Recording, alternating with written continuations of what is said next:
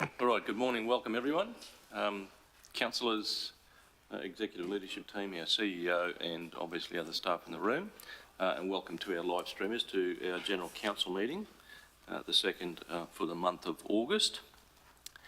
For our live streamers, and certainly you'll know that there is a few vacancies in our council ranks today. So we have apologies and leave of absences previously granted for Councillor Cypher and Councillor Burns that have been done previously, and subsequent to, I guess, last meeting and the opportunity of seeking leave of absence, Councillor Cruz has sought a leave of absence to attend a funeral today. So we might deal with that matter first. So Councillor Cruz actually requested a leave of absence and that was granted. So would someone please move her leave of absence, please? Moved by Councillor Rolfe, seconded by Councillor Moriarty. All in favour? Thank you, carried. And obviously in terms of the apologies for Councillor Cypher and Councillor Burns, how would you like to deal with these individually, or can you do them collectively? Collectively, we'll do the apologies for Councillor Cypher and Councillor Burns. Is someone happy to move those, please? Moved by Councillor Moriarty, seconded by Councillor Carpenter. All in favour? Carried. Thank you, councillors. And at the risk of saying it, is there leave of absence required going forward? Perfect. I'll make that brief. On behalf of us all, I acknowledge the traditional owners of the land on which we meet here today, and we pay our respects to our elders, past, present and emerging. Councillors, we move to the confirmation of the minutes of the previous meeting, which was our General Council meeting of the 9th of August. Could someone move those, please? Moved by Councillor Carpenter, seconded. Councillor Brimblecombe. Councillors, let's do what we normally do and just have a quick look through those.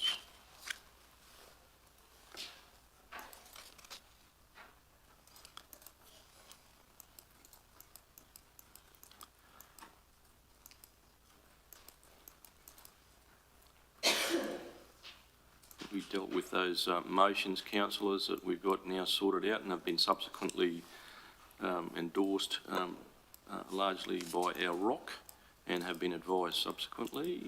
So we've got there. We had a report from the Disaster Management Conference. All right, councillors, if you think that's an appropriate record, they've been moved and seconded. All in favour? Against? Thank you, councillors. That's carried.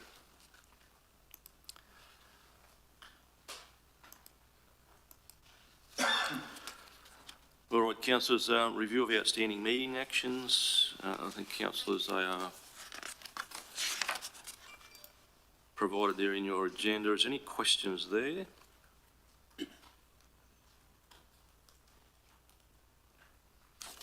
Or any upcoming agenda items? Councillors, we have a mechanism for providing that if there is anything you wish to raise. Conflicts of interest, councillors, with any of the agenda items today? All good? Thank you. Petition, CEO, none sent today? We're going to move this very quickly then. Councillors, we get to decision action reports, and the first one today is, as is usual, from our Chief Financial Officer, and that's our monthly financial report. So we will start our meeting off. Thank you, Arun. Thank you, through Mr. Mayor. Good morning, councillors. The monthly finance report is presented to council for adoption for the period ending 31st of July 2023. This report provides progress made against the budget and is in accordance with Section 204 of the Local Government Regulations 2012. I'll now invite our Manager for Finance, Helen Kirby, to present the report in detail. Thanks, Helen. Thank you, CFO, through the Chair, and good morning, councillors. This is the first report for the new financial year, measuring council's financial performance against the annual budget that was adopted on the 28th of June. A total budget of $292.4 million has been adopted for this financial year, made up of $186.5 million in operating expenditure and a capital works program of $97.9 million, which includes $17.2 million in projects continuing from last financial year. For the period ended 31st of July, Council has recorded an operating deficit of $8.9 million. This compares to an expected budget deficit of $14.2 million, resulting in a favourable year-to-date variance against budget of $5.3 million at the start of the new financial year. While year-to-date revenue was in line with budget, The reason for the more favourable operating result was due to expenditure being below budget at the end of the month. This was due to the timing of expenditure incurred on contractors and consultants and the timing of the payment of the annual operating contribution to CHRC, which was not made until August. Capital spending, has been slow in the first month of this new financial year, with actual costs of $470,000 recorded. However, commitments for expenditure of $25.5 million were raised in July, relating to projects included in this year's capital program. Council's cash holdings of just under $100 million at the end of July are strong. Borrowings stand at $75.7 million, which includes the drawdown of $10 million at the end of last financial year to fund identified capital works projects. Combined overdue property-related debts for rates and water at the end of July were $8.3 million, which was a reduction of just over $1 million from the arrears amount reported at the end of June. The first half rates levy for this new financial year will be issued at the end of August and will be due within 31 days at the end of September. Ratepayers should contact Council if they are concerned about meeting this commitment, as there are various options that may be applicable to their individual circumstances. Other miscellaneous or sundry debtors, which includes invoicing for other council activities such as airports, sale yards, refuse and contract works, are $3.4 million at the end of July. Almost 80% of this balance relates to current invoices raised in July that are not yet due. Of Council's 5 business activities, airport and sale yards recorded operating surpluses at the end of July. The trend for the recovery in passenger numbers that commenced in May 2022 at the Emerald Airport is continuing and is reflected in the July revenue results. While the waste business activity recorded a deficit at the end of July, this was in line with budget. When the first half rates are levied at the end of August, operating revenue for this business activity will increase significantly. This notice will include charges for waste collection and waste management. While the water business has recorded a surplus at the end of July, this result is better than the expected budget deficit, which is due to the lower than expected spend on consultants and contractors at the start of the financial year. Procurement data for the month of July shows that the amount spent on local supplies of 37% is lower than the 50% allocated to suppliers outside the region. This was due to a number of sizable purchases of equipment and expenditure for the hire of equipment that needed to be sourced from outside the region. That concludes the report, and a recommendation is made that Council adopts the monthly finance report for July. Thank you. Thank you very much, Helen. Councillors, comments, questions?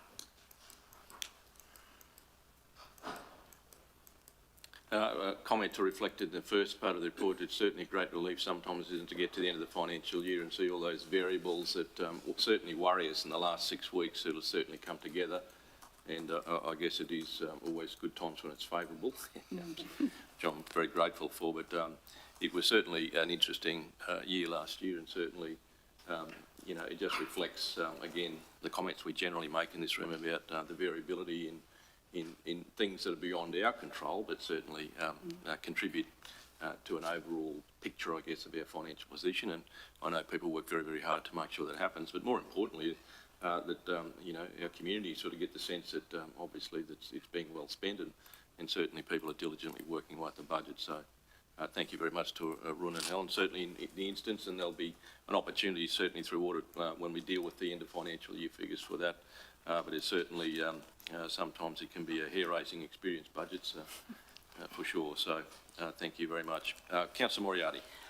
Yeah, thank you, Mr. Mayor. I'd just like to concur with your comments. And I think that the most striking thing for me when I had a look at these financials was the continual favourable.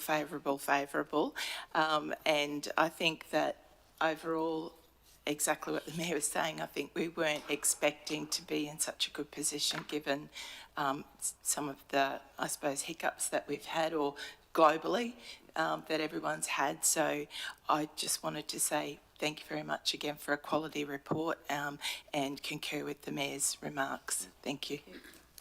Thank you, Councillor Moriarty. Any other questions, councillors? Well, look, the recommendation is there that that we adopt the monthly financial report for the period ending 31 July 2023. So I'm happy to move that. Moved by Councillor Brimacombe, seconded by Councillor Moriarty. All in favour? Against? Thank you, councillors. That's carried. Thank you very much, Helen. Councillors, I think if I look through here, the next information report comes down to General Manager John's communities section, which deals with 13.2.1, which is our Community Satisfaction Survey 2022. Thank you, John, and you'll introduce your team. Good morning. Thank you, Mr. Mayor. Good to be back after a few weeks off. Through you, though, Mr. Chair, the Community Satisfaction Survey, as you will be aware, is conducted every 2 years to gain feedback from the Central Highlands community on the performance of council's key areas of responsibility, particularly its services and facilities. The survey this year was conducted in March, with the results being presented here today. We have Debbie Smith from Enhanced Research joining us on Teams this morning, along with Suzanne Poulter, our Manager at Connected Communities, and Kat Hatzi-Panagiotis, Coordinator Arts and Engagement, to tell you more. Over to you, Kat and Suzanne. Thank you, team. Thank you, General Manager McDougall. Through the Chair, good morning, councillors. The Community Satisfaction Survey is an important tool for council to seek feedback from our community and helps inform the continuous improvement of council services and facilities in line with community needs and expectations. As you know, when the last survey was conducted in 2021, the questionnaire was redesigned to reduce the survey length to 20 minutes to create a fit-for-purpose tool that produces more meaningful and actionable data. When fieldwork was conducted, the average survey length was 22 minutes. Before conducting the survey this year, minor improvements were made to further reduce the survey length from 22 to 20 minutes. As you'll see from the full report attached and the presentation shortly, we've been able to gather some fantastic quality, robust results. The report provided information on community perception of council's performance in these key areas of responsibility and the areas which have greatest impact on resident satisfaction. This is the second year using the survey tool, we also have that added layer of the comparative analysis between the last survey results and the latest results. We're delighted to have Debbie from Enhanced Research with us today on Teams to present the results of the survey. So I'll now pass over to Debbie to present the findings. Thanks, Debbie. Thank you. Through the Chair, thank you so much for having me present these results to you. And looking forward to sharing those with you as well. As we go through, certainly feel free to ask any questions relevant to those results and things like that. Otherwise, I'm more than happy to take some questions at the end as well. So if we go to the second slide, that's just a brief agenda. So what we'll be talking about today, I'll just give a very quick overview of the research that was conducted, and then we'll just have a discussion about sort of some of the overall key metrics, the performance of specific areas that are explored in the survey as well, and then also just summarising sort of some of the key improvements and priority areas that have come out of the results for this year. So if we go next slide, please. So just as a quick recap, so as mentioned, this is very much around sort of determining current sort of performance of council in the key areas of responsibility, but also exploring that data and understanding what actually drives satisfaction with council so that we actually know sort of where to prioritise efforts and things like that in terms of what's going to improve resident satisfaction the most and where to focus that effort. So it is primarily a telephone survey which was conducted back in early March. It is a random telephone survey across the entire Central Highlands Regional Council, so there's sort of natural fallout geographically across that area. So we conduct 400 interviews, and the length this year did get down to the 20 minutes, which is great. There was a second version of the survey available as well, through the Your Say website, and there were also some hard copies available at the libraries and the service centres as well. For the purposes of the reporting, we haven't combined the results of the random telephone surveys and the online surveys together, just because it's a difference between sort of someone who was randomly chosen to participate versus those that elected to actually opt in and complete the survey. But the results of those opt-in surveys is in the report as well. But generally what we saw was that the same sorts of results and issues flagged and things were very similar across the two different sources of data anyway. And as mentioned, this is the second wave, so we have been able to then sort of compare and track how performance this year compares to 2 years ago. So if we move to the next slide, again, this is just for context. So quite a bit of what we'll be mentioning and talking a bit about today are differences by sort of regions within the Central Highlands Council area. So for the purposes of that analysis, the different regions within the area have been kind of rolled into 4 broad areas. So we have sort of Emerald, Blackwater, Springsure and Capella. So again, as mentioned, it's sort of natural fallout from a population perspective. To be reflective of the distribution of people living in these different areas. So if we move to the next slide, so this is just, actually, sorry, I might just flick forward if you don't mind again, Marnie, just to overall key metrics. Thank you. So in terms of overall key metrics, so these are just sort of the overall performance measures from the survey. So this is Council's overall performance. So at the end of the survey, once they've considered all areas that we've asked them about, how do they actually rate Council's performance? So you can see there that Council's performance for this year was sort of, I guess, moderate overall. So generally half of residents rated Council's performance as good. And so we sort of consider that as anywhere from sort of 7 to 10 out of 10. And you can see there the differences, I guess, too, across regions where there's sort of higher satisfaction in Emerald and Capella compared to residents in sort of Blackwater and Springsure. And if we move to the next slide, this shows sort of how those results actually have tracked over time to the wave 2 years ago. So generally at an overall level, the results, we generally would consider that to be on par. So at an overall level, the 6.1, even though it's a slight drop, it's actually not a statistically significant drop. So generally we consider that the results are sort of comparable to where they were 2 years ago at an overall level.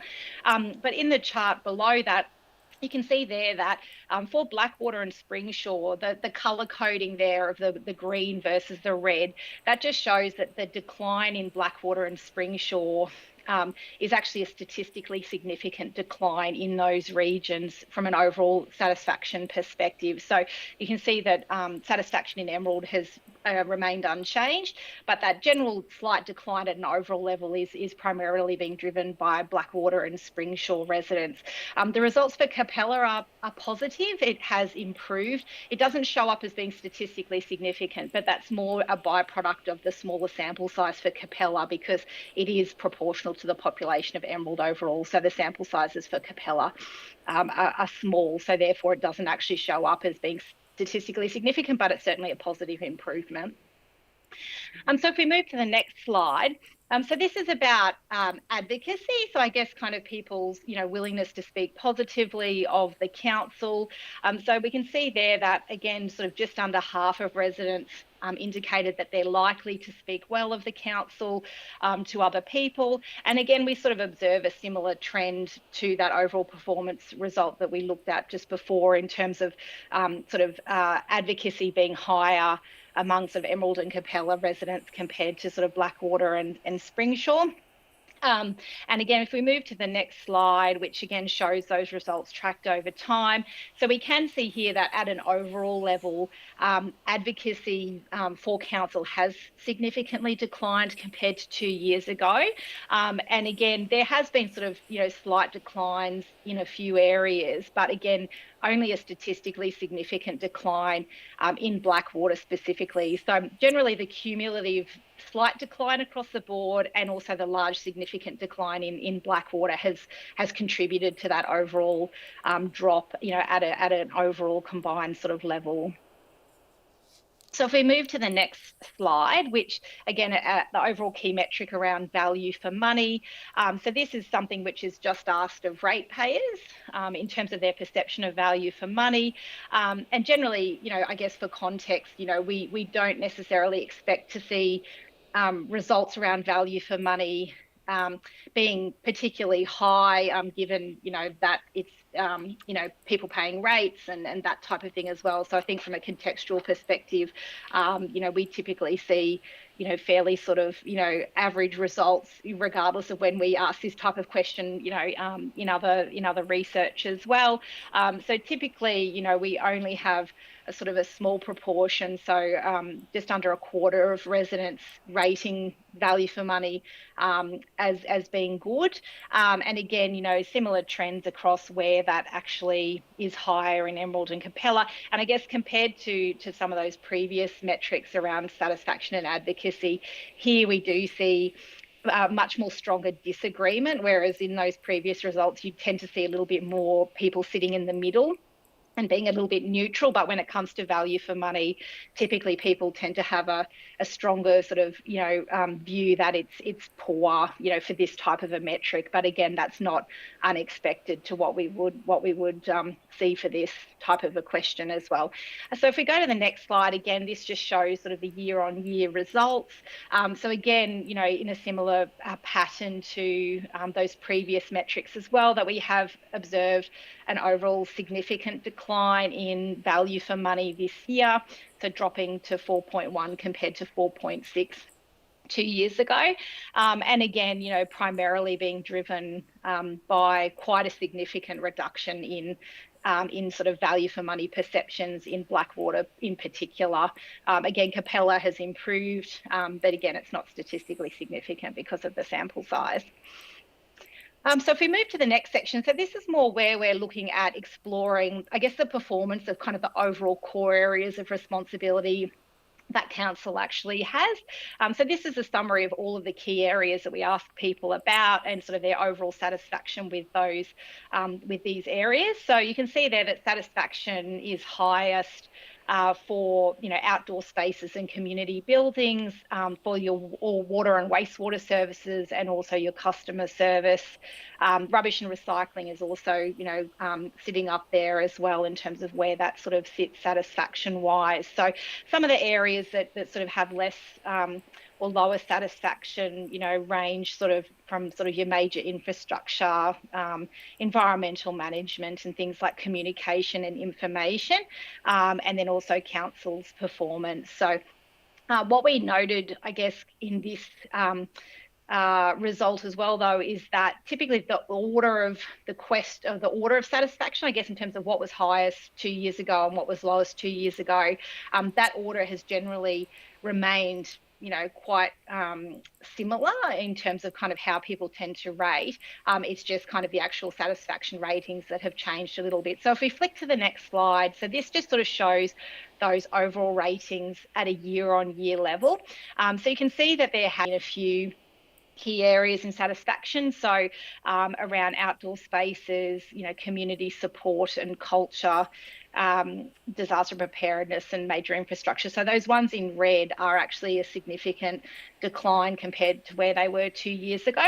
And as I mentioned, I guess where there's sort of been, most movement in terms of something that was higher last year, 2 years ago, that has dropped a little bit, is particularly around the community support and culture. So it was sort of equal highest last time we did the survey, but it has sort of slipped in where it sits, relative to these other things, and there's a significant decline as well. So that's been sort of where there has been sort of quite a decent, change, I guess, in terms of where that's sitting relative to these other areas.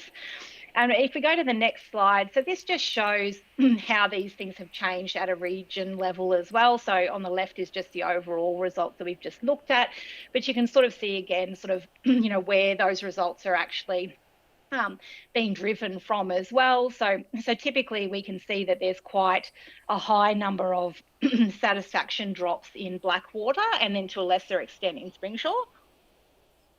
And you can see that there are only a couple of sort of significant declines in satisfaction among residents in Emerald, in terms of that community support and culture and major infrastructure. But given, I guess the sort of influence of those larger population centres on the overall results as well, so, significant declines among Emerald and Blackwater residents in things like community support and culture is what's kind of driving that overall decline in that area, and I guess the change in where that's sitting relative to other areas. On a positive note, there has been a significant improvement around rubbish and recycling services for residents in Capella. So that's significantly improved compared to 2 years ago, potentially around changes that have been made out there to sort of the dumping and tip access and things like that. So, so yeah, that's certainly a positive improvement to see that as well. So if we move to the next slide, so basically part of not just measuring satisfaction, but I guess the other key area that we also want to understand is what's actually driving satisfaction and what's actually important to residents, and, you know, where should we focus our efforts and things like that. We don't ask people how important things are because everything's important to people when you ask them, which, you know, is entirely rational and makes complete sense. So we actually use sort of statistical modelling to determine what's actually driving satisfaction instead. So we undertake something called driver analysis or regression analysis. And essentially, you know, what that actually does is actually looks at the data purely from a statistical analysis back-end kind of perspective to determine sort of the influence of different areas in driving overall satisfaction. So, so for example, you know, if we were looking at, say, water and wastewater, and if the results of that were varying greatly, but the overall satisfaction wasn't changing, then the analysis would sort of show that that actually wasn't having much of an impact on satisfaction, because even if there's big fluctuations in that area, if overall satisfaction is remaining quite static, we know that that's not causing change. But if the water and wastewater results were varying greatly and there was also a corresponding change in overall satisfaction, then obviously we know that there's a much tighter relationship, and the analysis then sort of shows that that actually has much more impact in that area as well. So, so if we move to the next slide, so again, this is just an example slide about then how we overlay the satisfaction results that you receive, and also then the importance scores that that analysis derives as well. And I guess it sort of plots different areas, you know, in 4 quadrants. So we have sort of, you know, importance on the left axis and performance along the bottom. So essentially, you know, where we tend to focus is around the concentrate quadrant, because that's areas which are important to people, but we're performing relatively lower in compared to other things. And then at a secondary level, that review quadrant, which they're things which are slightly less important to people, but again, have lower performance. On the other side of that, up the top, we have leverage, which are things which are highly important to people, but we're doing well in. So they're things which we can promote and just make sure we continue doing a good job in that space. And then also the maintain quadrant, which are things which are of less importance, but we're doing well. So it's just a case of, you know, continuing on with what we're doing. It's still important to focus on not reducing performance in those key areas, because then they would become something that needs attention. So when we have a look at the next slide, so this just kind of shows where those overall areas of responsibility sit in terms of their importance to residents in driving overall satisfaction, and also kind of where they then actually sit, you know, in that quadrant. So we can see there that essentially, you know, there are 5 kind of key areas which tend to drive overall satisfaction with council the most, which is sort of your outdoor spaces and community buildings, customer service, major infrastructure, your rubbish and recycling services, and your communication and information. And then to a lesser extent, you know, environmental management and community support and culture are drivers of satisfaction, just not as major ones as those other ones. You can see there that there are a few attributes or a few areas which are not significant. So essentially that just means that they're not necessarily having a direct influence on overall satisfaction at the moment. It doesn't mean that, you know, if we perform poorly in it, that might change. But for the purposes of the analysis for this year, you know, things like water and wastewater, councillors' performance and things like that aren't actually significant drivers, you know, in terms of what's influencing overall satisfaction with council. But when we look at the colour coding, you know, you can see that those top 5 highly important drivers are all sort of sitting in that red concentrate quadrant.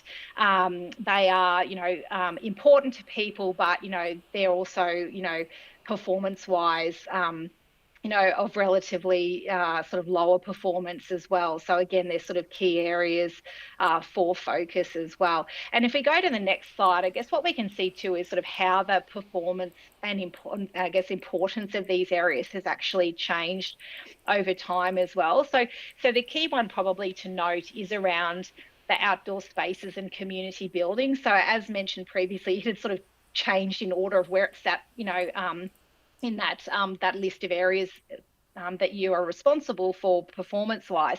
And so we can see there that, 2 years ago, it was actually something to leverage. It was still important to people, but the performance was higher. But basically now, because the performance has dropped, it's sort of then shifted back into that concentrate quadrant. Customer service continues to be something to concentrate on, and that was the case 2 years ago as well. And similar for communication and information, it's still in that concentrate quadrant. And then there's two areas around major infrastructure and rubbish and recycling. So 2 years ago, they were of slightly lower importance to people, but the performance was sort of lower as well. But because they've increased in importance this year, they've sort of then moved into that concentrate quadrant as well. So you can sort of see the shift, but essentially these key things have kind of become more important to people.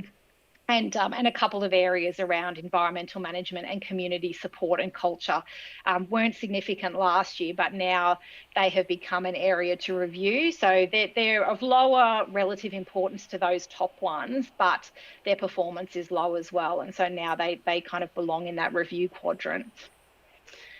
So if we move to the next section, so this is just looking at these key areas in a little bit more detail. So we're going to start with outdoor spaces and community buildings. So it was kind of the key driver as well. So as mentioned, it's sitting at 6.7. And then when we have a look at sort of, the areas within that people assess and rate, you can see there that satisfaction is quite good when it comes to things like public swimming pools and the number of parks and open spaces. And then sort of satisfaction, is a little bit more moderate in terms of whether those facilities meet the needs of the community, and also around things like the maintenance of those spaces, including the playgrounds and things like that too. So when we have a look at what that means on the next slide, just in terms of sort of what's actually changed over time. So we know that there's been a drop in this area overall. So you can sort of see there that essentially, apart from the last area around meeting the needs of the community, kind of all of the areas within outdoor spaces and community buildings has significantly declined this year compared to 2 years ago. And again, that's primarily being driven by a decline in satisfaction in Blackwater and in some areas in Springshore as well. So you can sort of see there, how that's actually changing. Satisfaction has pretty much remained, what we would consider to be on par in Emerald and also in Capella, which also tend to have sort of slightly more positive results in that space. So when we have a look at what's actually important within outdoor spaces and community buildings on that next slide, so we can see here that, again, the two key areas that drive satisfaction with your outdoor spaces is about meeting the needs of the community and also the quality of parks and open spaces. So they're sort of the two key areas that are highly important in this space. And then, to a lesser extent, the maintenance and quality of pools and things like that are other sorts of moderate drivers. So the protection and management of historic landmarks and things isn't a significant driver of satisfaction in this space. So you can see there that, those top two ones, sit within that concentrate quadrant. They're important to people, and, the satisfaction is a little bit lower in those areas as well. Your quality of pools is something to leverage. It's relatively to maintain. Sorry, it's sort of moderate importance, but you're actually performing well. So it just helps to sort of, I guess, contextualize sort of what's important to people, when we talk about outdoor spaces. So if we move to the next area, so this is around customer service. So again, that's sitting at 6.7. Satisfaction generally is relatively consistent. So, the professionalism, the ability to contact council, are performing relatively well. The responsiveness in resolving inquiries is a little bit lower, sitting at 6 out of 10. So in terms of what that means, on the next slide, if we have a look at, what's actually changed over time. So at an overall level, customer service has pretty much remained sort of on par. And again, we can see that there has been some declines in satisfaction in Blackwater and Springsure, whereas there hasn't really been much of a shift in the other regions when it comes to sort of customer service delivery. So, and again, when we have a look on the next slide about, what's actually important to people within customer service, essentially all of it is. So there's not sort of one or two particular areas of customer service which are more important in driving satisfaction with customer service. They're pretty much all kind of equal importance to people. So, the way that council staff, handle calls and the ability to get in touch with council and the resolution are all kind of equally important. All right, if we move to major infrastructure. So again, this was sort of one of the areas that sort of has performed sort of lower, and historically that has been the case as well. So sitting at 5.9. So generally satisfaction is good though when it comes to things like the airport, and that's rated well. And then satisfaction is a little bit more moderate in some other aspects around sort of road signage and the streetscapes. And things like that. And then obviously roads, which again, it was flagged as something a couple of years ago. And obviously there's a challenge between sort of what is a council road and what is a state, road, and things like that is always a bit of a challenge. But, obviously issues around roads, again, it was the same issue 2 years ago. And the satisfaction with roads at 4.1 is the lowest rated attribute in the whole survey. So that's kind of the lowest score achieved across the board is around satisfaction with roads. So when we have a look on the next slide at what's actually changed over time. So essentially we can see there that basically everything has declined statistically significantly, when it comes to major infrastructure compared to where we were sort of 2 years ago.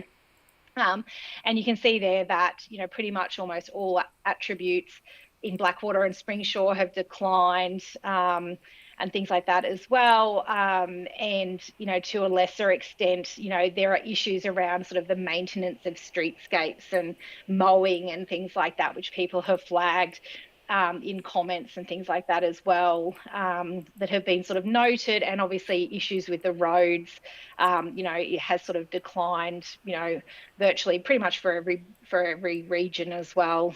There's been sort of a drop in that space.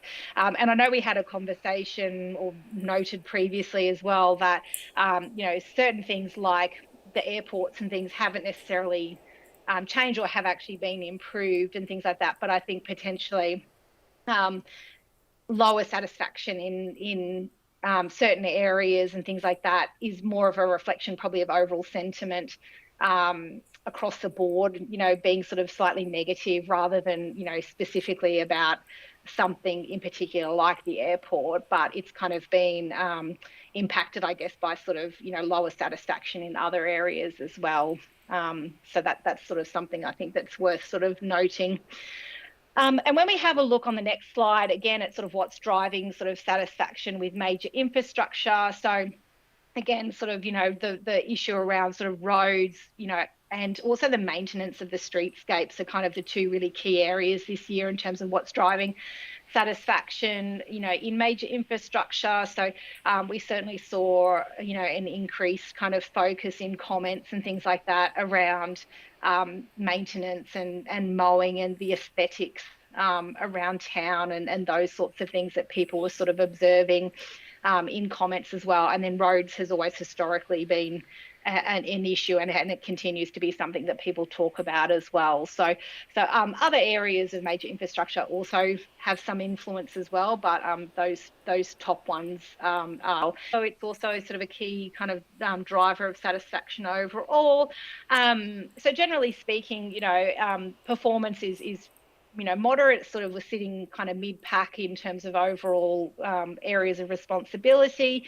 So you can see their satisfaction ranges a bit. So the reliability of the wheelie bin service is really high, and that's actually the highest performing attribute in the whole survey, is around the wheelie bin service and things like that. General tidiness and the waste contractors rectifying issues and things is performing relatively well.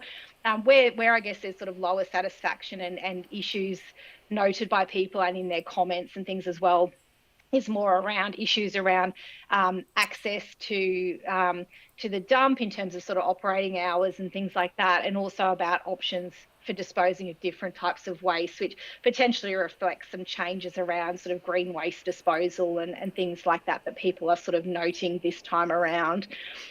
So when we have a look on the next slide at how that's actually performing sort of year on year or compared to 2 years ago, so you can see there it's relatively stable overall. So really the only sort of decline has been around, the options available to dispose of different types of waste. So that was a significant drop in satisfaction at sort of an overall level.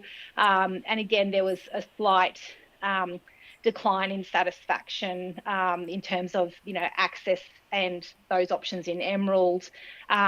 Positively, the reliability of the wheelie bin service significantly improved, in Emerald and also in Capella. And we also saw satisfaction significantly improve in Capella in relation to the access to the dump. And so there's higher satisfaction there now in relation to that particular aspect. So if we move on to the next slide again, in terms of what's actually important within rubbish and recycling. So you can see there that the two key ones is really about the ease of actually getting access to the dump or the transfer stations, and again, the options to be able to dispose of different types of waste. So they're sort of the two key ones.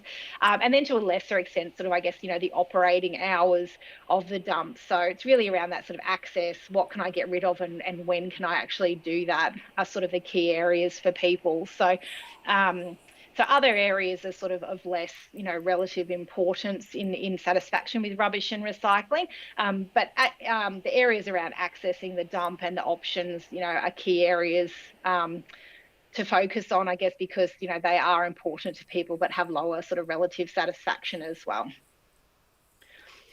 So when we move to the next section, so communication and information. So, it had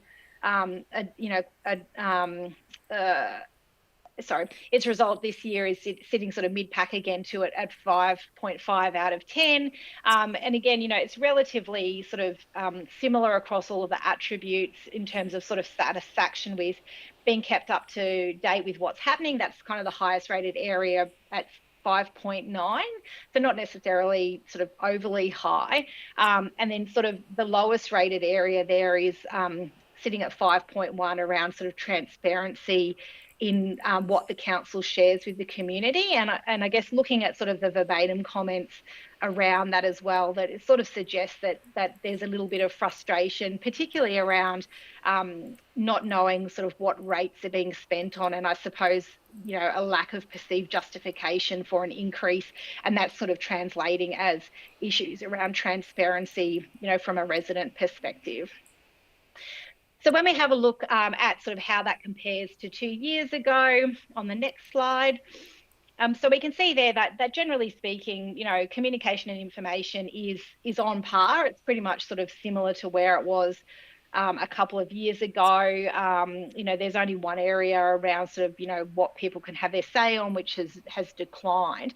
But again, you can sort of see that there's just kind of, I guess, widespread changes in satisfaction, particularly in Blackwater, where there's a lot of significant decline in that community. And again, potentially just a broader issue, I guess, that kind of covers a whole range of areas that Blackwater residents are, in particular, are sort of expressing through the survey findings this year. So when we have a look at the next slide, which again is, well, what within communication and information, is actually important and driving satisfaction in this space.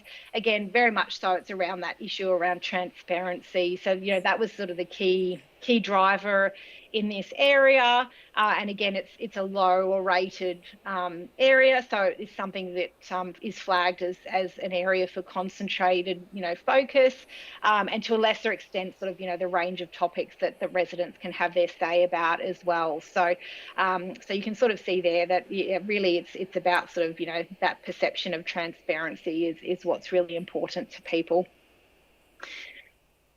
So if we move to the next section, so community support and culture. So, so if you recall from sort of the initial area, that was one of the areas that had changed, kind of where it was sitting. It was one of the higher rated areas last time around, but now it's sort of sitting more kind of in that more mid-pack sort of space with an overall satisfaction rating of 6.4. And again, satisfaction is pretty high in terms of, facilities like the art galleries and libraries, connecting the community to council events and things is performing relatively well.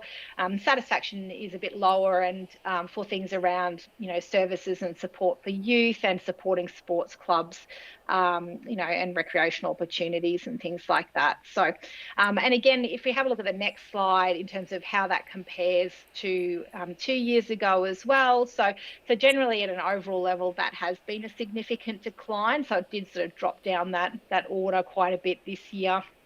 And you can see there that, there has been sort of a decline in satisfaction around sort of some of the council events and, providing and advocating Indigenous cultural support and reconciliation and things like that too. So, so some of those areas around events and things has been largely sort of driven, I guess, from a significant point of view from Emerald residents. And then, there are other aspects around sort of, services for youth and things which tend to have declined more significantly in communities like Blackwater and Springshaw. So if we have a look at the next slide, again, contextualising those areas in terms of what actually drives satisfaction. So there's kind of 3 key areas really. Again, sort of, supporting culture and the arts through your built facilities, but that is actually an area to leverage. So satisfaction with that is actually high and it's actually really important to people. So that's something that's been done well and is important to continue. And then the two next drivers around sort of connecting the community via events and supporting sports clubs. They're areas that sort of fall in that concentrate quadrant because, they're important to people and they sort of have sort of, lower relative satisfaction as well.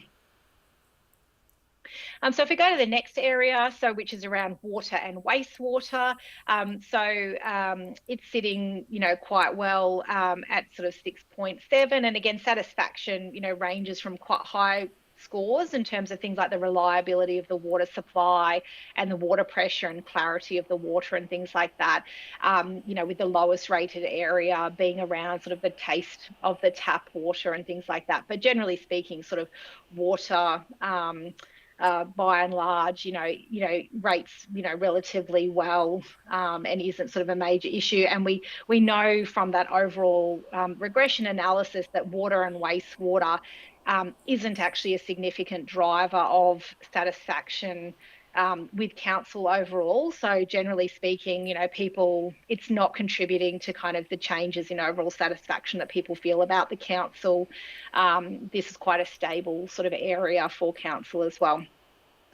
So when we have a look at the next slide, we've compared to 2 years ago. So again, you can see there that unlike a lot of other areas where we saw, patterns in reduction, this is really quite stable. So even with residents in Blackwater and Springshaw, for example, where we saw declines, in many other areas as well. But for water and wastewater, we really don't see much difference. So again, you can sort of see there that really it is quite a stable area as a whole, and it's not a key contributor to satisfaction overall. It's just doing its thing in the background and not really influencing how people feel about council as such.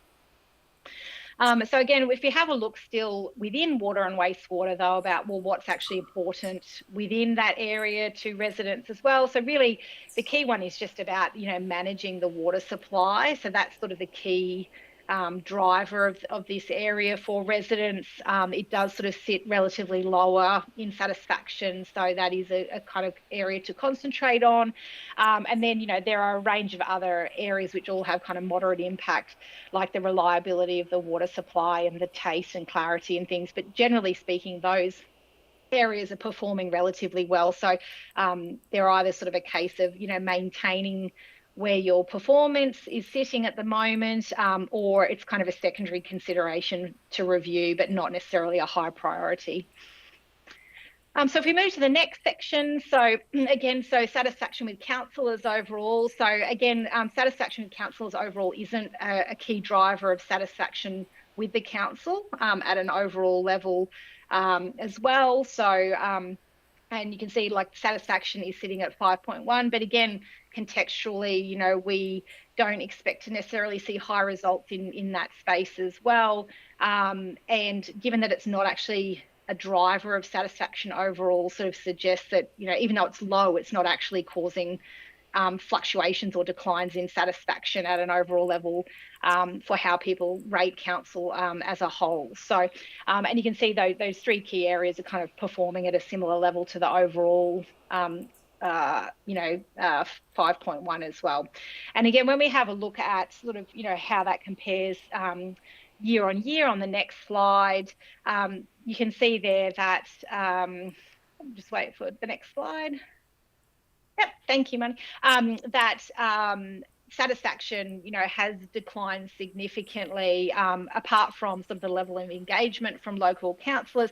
But again, you can see that I guess what's contributing to that is more dissatisfaction or satisfaction dropping significantly in Blackwater and Springsure, whereas it's been quite stable in the other regions as well. So, and again, looking at feedback and things like that about, what councillors should be focusing on and things like that, it's more around talking about those areas that we've already mentioned that are important to people. So roads and, maintenance and, bin tip access and things like that. So a lot of it's really about,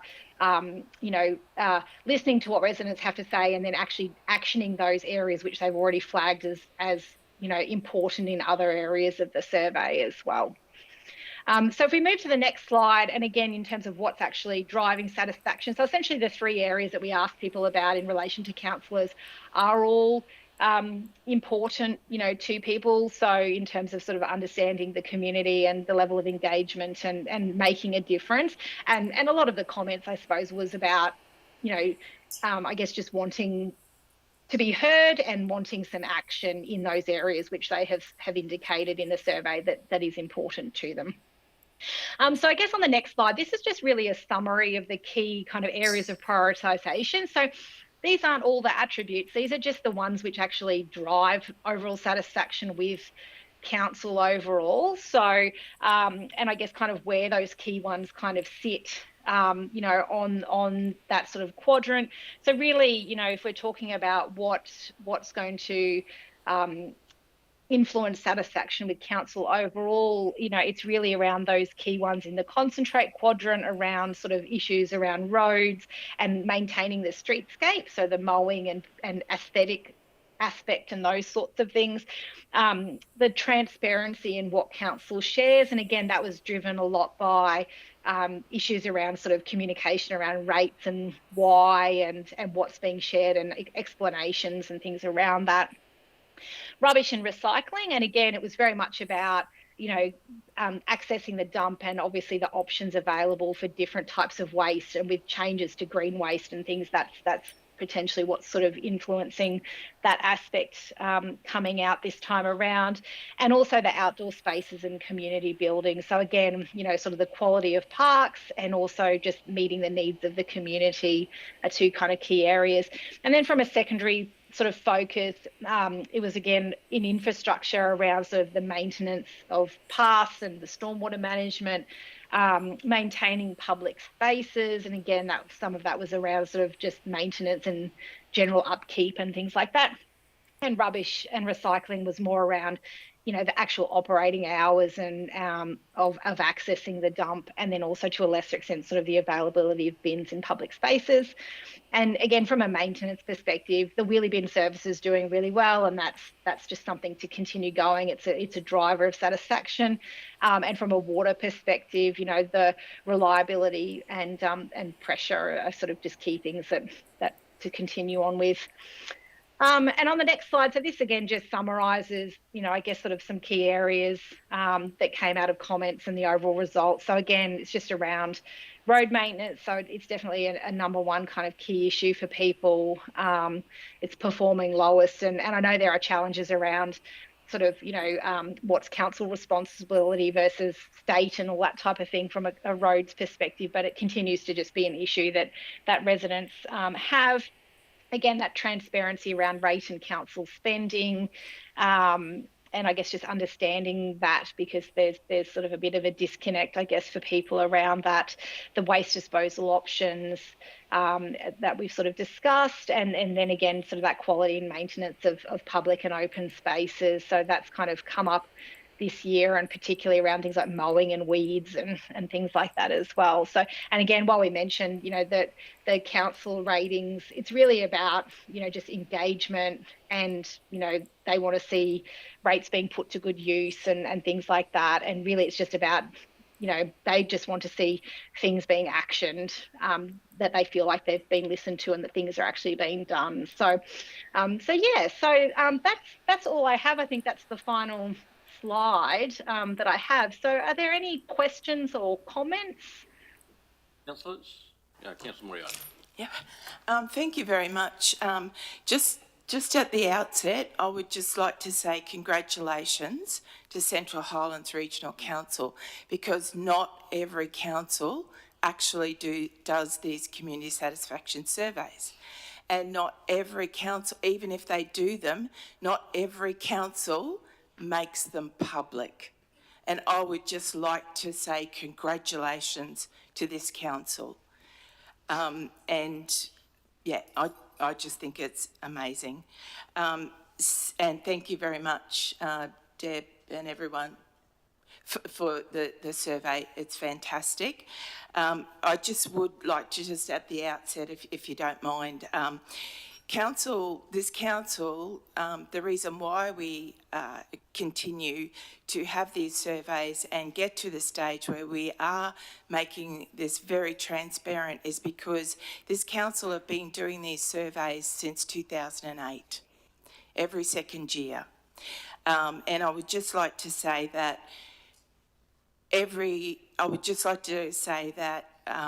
the data here is meaningful, but so is the data that we got from all of those people that contributed. I think there would have been 5 surveys done before this one was. So I'd just like to acknowledge that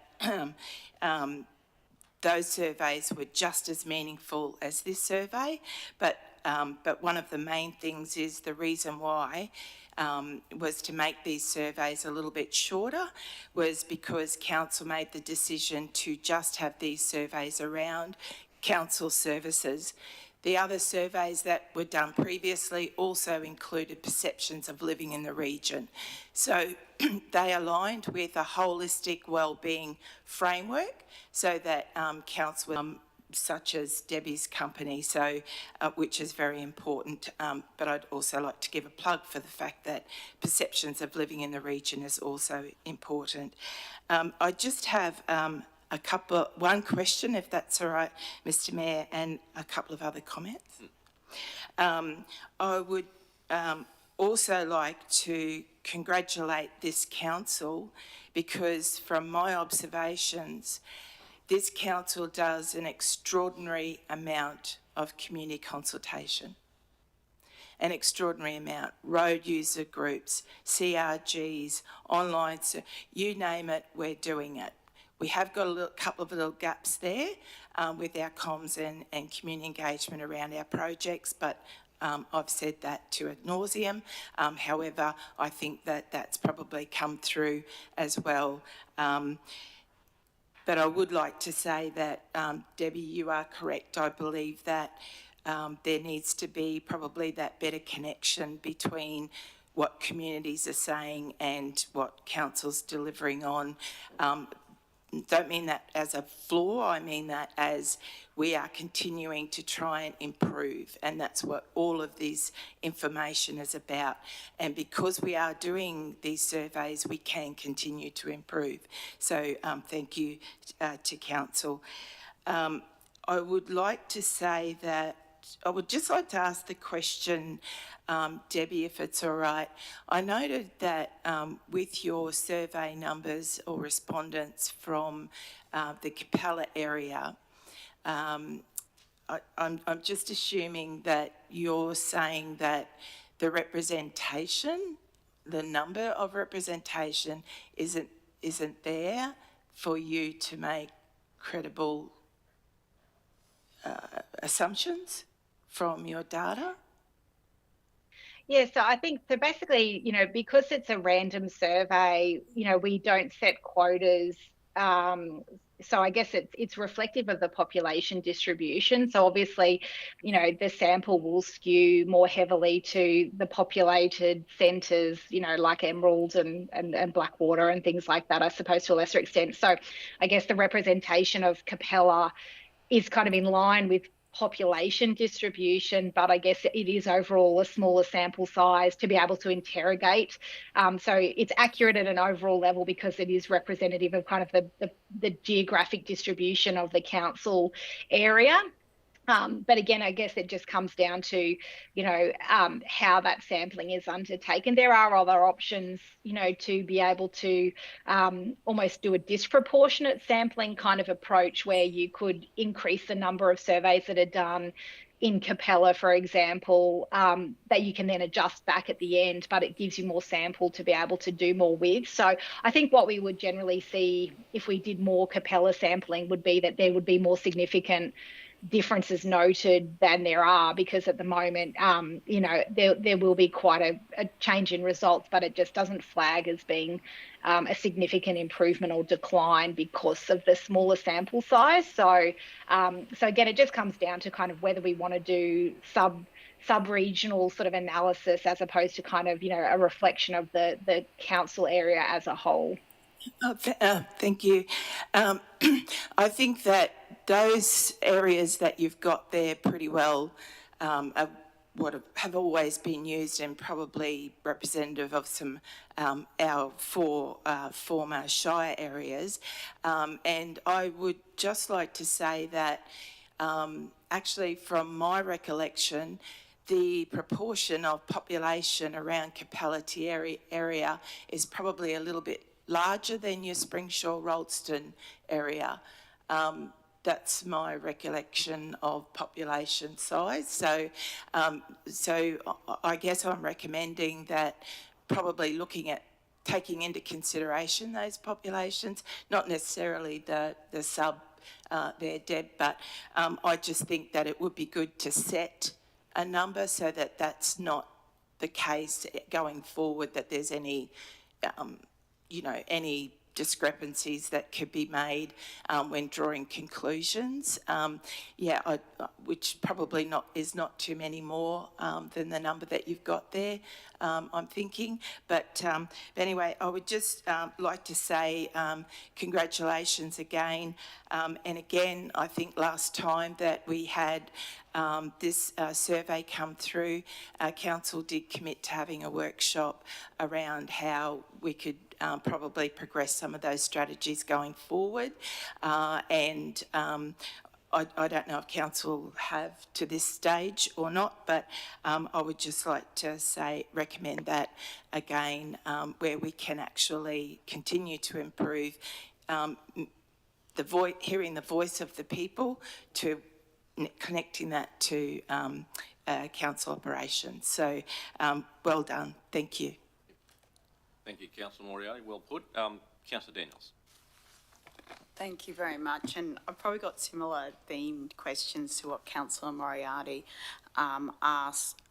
Firstly, I'd just like to say it is a great survey, great feedback. I really like the plotting of the performance versus importance. That makes that sort of the usable part for me. And I guess the first question is for the officers is how do we use this information?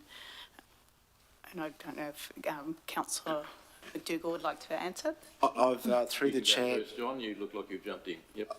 I've certainly, before Councillor Moriarty and yourself, Councillor Daniels, mentioned that, that's something I've written down on my paper here. It's something I haven't had a chance to talk to the team about, but very keen, and to take Councillor Moriarty's comments, my previous local governments have done similar surveys, and I haven't been in a position to see how I can action that out because, not to speak disrespectfully of where I've worked before, but it hasn't come out in a public forum. So it is something I think we need to talk about as a team and potentially with councillors as well on how we will, and through the CEO, with her experience with these things, historically clear area. I'm very keen to discuss that more both with the team and us as an executive and councillors as well. I'm not sure whether the CEO has got some immediate Thanks, thoughts. General Manager McDougall. So with these surveys, that importance versus performance analysis that you referred to, Councillor Daniels, that's what we hone in on in terms of understanding what the community who responded to this survey is telling us.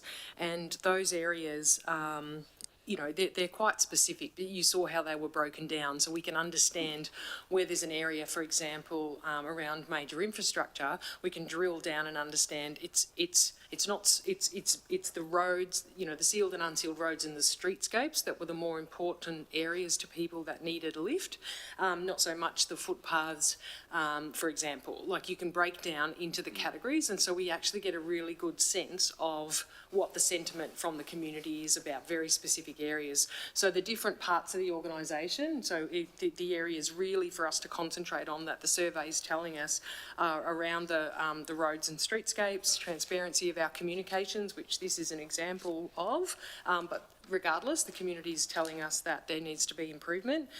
Ease of access of our waste facilities, and also some options to dispose of those different types of waste, and then some quality comments around our parks and open spaces and our sporting facilities being meeting the actual community needs.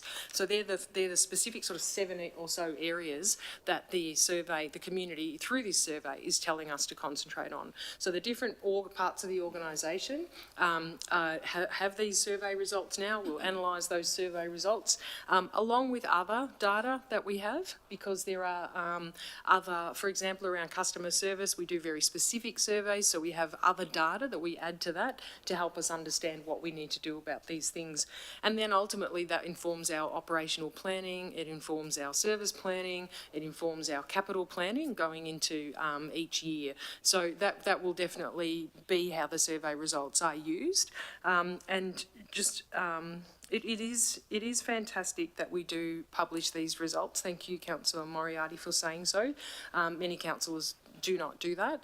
But that said, there, you know, we've seen a decline in our community's satisfaction, and they've told us the particular areas. There's lots going on in the world out there as well around, you know, lots of things impacting on council's ability to deliver services. So the cost of construction is resulting in lots of tendering delays, as councillors know all too well about.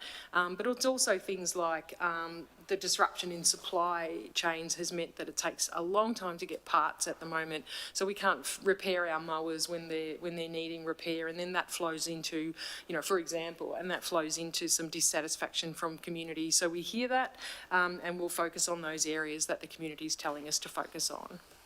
Okay, thank you.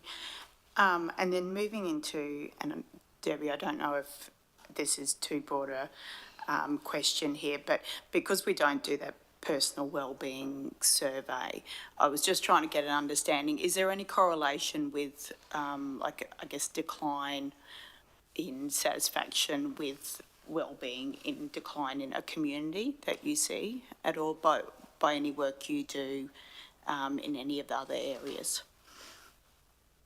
Not explicitly in this survey. Obviously, we just don't know that. We don't sort of capture that sort of level of detail or understanding, I guess, to be able to make those sorts of conclusions about it. I guess sort of one of the questions that I've been asked previously was, how some of those results might be impacted by other pressures and things that people have going on and that type of thing too. And we have been able to look at other council results that are publicly available. There's not necessarily a lot, but where there are ones that are out there and things like that. So, and I think definitely, there are issues, particularly around anything to do with financials and things like that around sort of, value for money and issues with what people are paying and things like that too. So that does seem to be sort of something that's fairly widespread.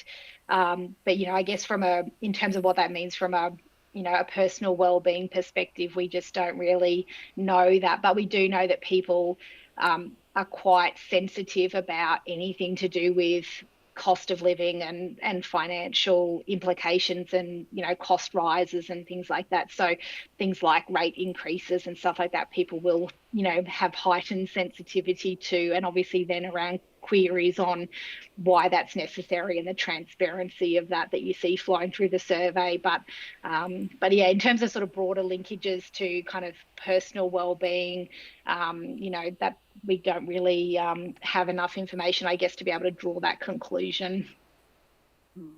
No, lovely. Thank you very much. I appreciate that information. Thanks, Councillor Daniels. Councillor Moriarty. Sorry. Just a couple more. I did want to make a comment too. I think that it's been made several times about councillors. I think that we've had chats around strategies of how we can actually get some more information out there about what councillors are doing, because there's councillors on this council that are just doing the most mightiest jobs, but their stories aren't being told enough, I don't think. But anyway, I just wanted to make that comment. Another comment and then a question that's probably part of that, but I do have a solution, and I think I've been bugging everybody about the solution. The solution I propose is it's not just about council services, it's about how we're delivering through place. In Blackwater, people just tell me, council sees the region, but I think they see a whole over Blackwater. But what I want to say is that we need to get our 13 communities and go through them one by one. We are an undivided council. We are councillors for the whole region. That's why we need our information from our road users group. We do all this amazing community consultation. We've got the CRG, we've got feedback everywhere and all the amazing work that council's doing. We need to be looking at that place by place as well. That's just one of my comments as a solution. The other comment I just did want to make, which I think I've asked previously, is while this is not a qualitative survey per se, Debbie, there are comments, as you have got flagged in there. There are comments, and I just wanted to make sure or ask the question that for staff, if it doesn't come to councillors, that the reports that go to the senior managers and staff actually do include those comments, so that it gives a better appreciation of the angle, rather than us perceiving, it might be because the rates are high here or there or whatever. Those comments are golden alongside of the quantitative way that the findings are reported. So I just wanted to make that comment as well. Thank you, Mr. Mayor. Thanks, Councillor Moriarty. Kat, did you want to say something? Sorry, in response through the chair, the list of all of the verbatim comments have been circulated to the whole of management team, so that has been made available. So Thank you. Thanks, Kat. Councillors, just to wrap up this discussion, thank you very much, councillors, for your contribution to that. You said it very well, Councillor Moriarty. This council wouldn't have it any other way than to publish anything that we go to the community and ask for. It doesn't work if we don't do that. It may not sometimes be the answers we want, but I can say, and I said this in the discussion with our consultants and with their communities team, there's certainly lots of information here that's great for us because they're concerns that we have as well. So we're addressing some of those things in here. You will see as councillors and know that participated in the 2020 survey that there were issues then that have been solved. There's issues in these surveys and we know they're solved already. So I guess in the time that it's actually taken to get that feedback. So our community is very responsive, our council is very responsive, but look, clearly we made a decision some years ago, and I hear those comments you make about perhaps some additional, I suppose, aspects to the survey that we can improve on, and that's exactly what this is all about. But I guess the thing is we wanted to ask those direct questions and we wanted those direct answers, and we've got to be prepared to you know, if we've asked the question, we accept the answer. So council will take that on board. It would be easy to sit back and use comparatives to either justify why we're doing something good or to take the bad scores and say we need to improve. I think we need to take a more holistic approach to that. Our knowledge and certainly the effort of the organisation more broadly is way more responsive. We will go through this. Each of us will do that. I'm sure there's been some contemplation of certainly some of these at face values. As our CEO says, there is detail in this, which is exactly what we wanted. We will go out and address those. But one thing is for sure, we are not scared of going to our community and having that conversation. Our community clearly is not scared of giving us good, solid responses. I think that's a good thing, and we can only build on that, and that's what we're here for.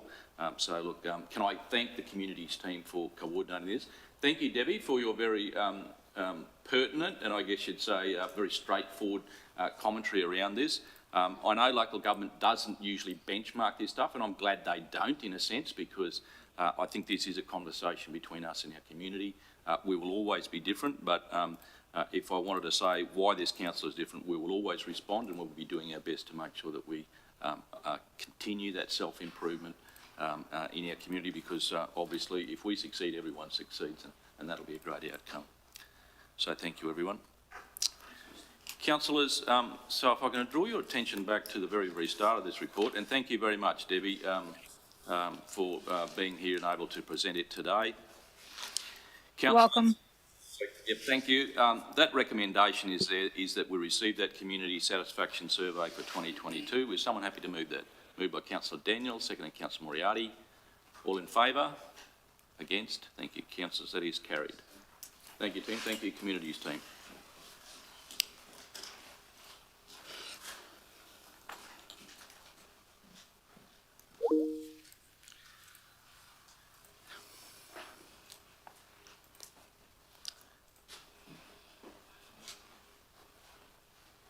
Yeah. Councillors, the next agenda item is 13.2.2, which is a record of proceedings for the Central Highlands Natural Spaces Advisory Group from the 20th of June, and that sits certainly under John. And can we congratulate Lisa Donlan too? John did say earlier this morning that he has certainly been able to take some leave, and I'm sure he's very grateful that he's got a great crew that can certainly back up the team when someone's away. So thank you, Lisa, as well. So thank you, John. Thanks, Mr Mayor. Just on those congratulations, it's actually Lisa's birthday today as well, so it'd be remiss of me not to take the opportunity to wish her a happy birthday, and I can't believe she's only 30, so we'll go with that. But you can blame someone in your team for letting me know. Anyway, I hope you have a great day, Lisa. Thank you for being here. Councillors, this is a record of proceedings for the Central Highlands Natural Spaces Advisory Group. There are two portions to this. It's the 27 March 2023 and the 20 June 2023 set of minutes. One has been approved, if that makes sense, but I'll get Lisa to go through the level of detail here, and as always, happy to take any questions on the way. Thank you. Thank you, General Manager, Communities. Good morning, councillors, Mayor and Executive Leadership Team. The information report that we're submitting is to present the record of proceedings for the Central Highlands Natural Spaces Advisory Group held on the 27th of March 2023, which has been confirmed, and the 20th of June 2023, which are unconfirmed.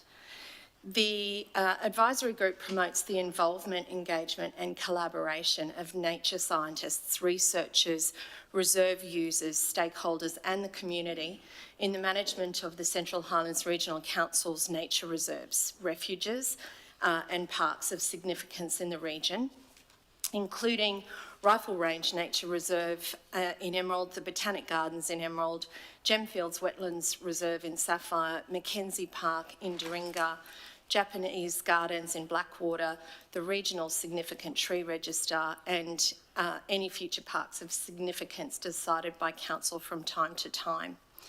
This collaborative approach to park management is desirable in achieving Council's vision of healthy, resilient and well-managed natural spaces that deliver benefits for local communities and regional visitors.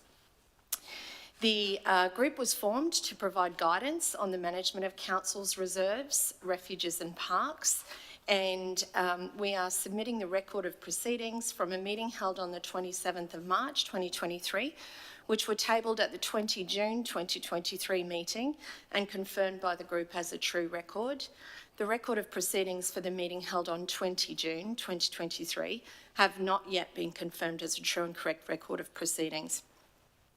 In putting both of these documents forward, we seek to align ourselves with the rest of Council on when it's appropriate to present records of proceedings and minutes of other groups to Council. I suppose there are a couple of highlights I'd just like to discuss, which are contained within the minutes.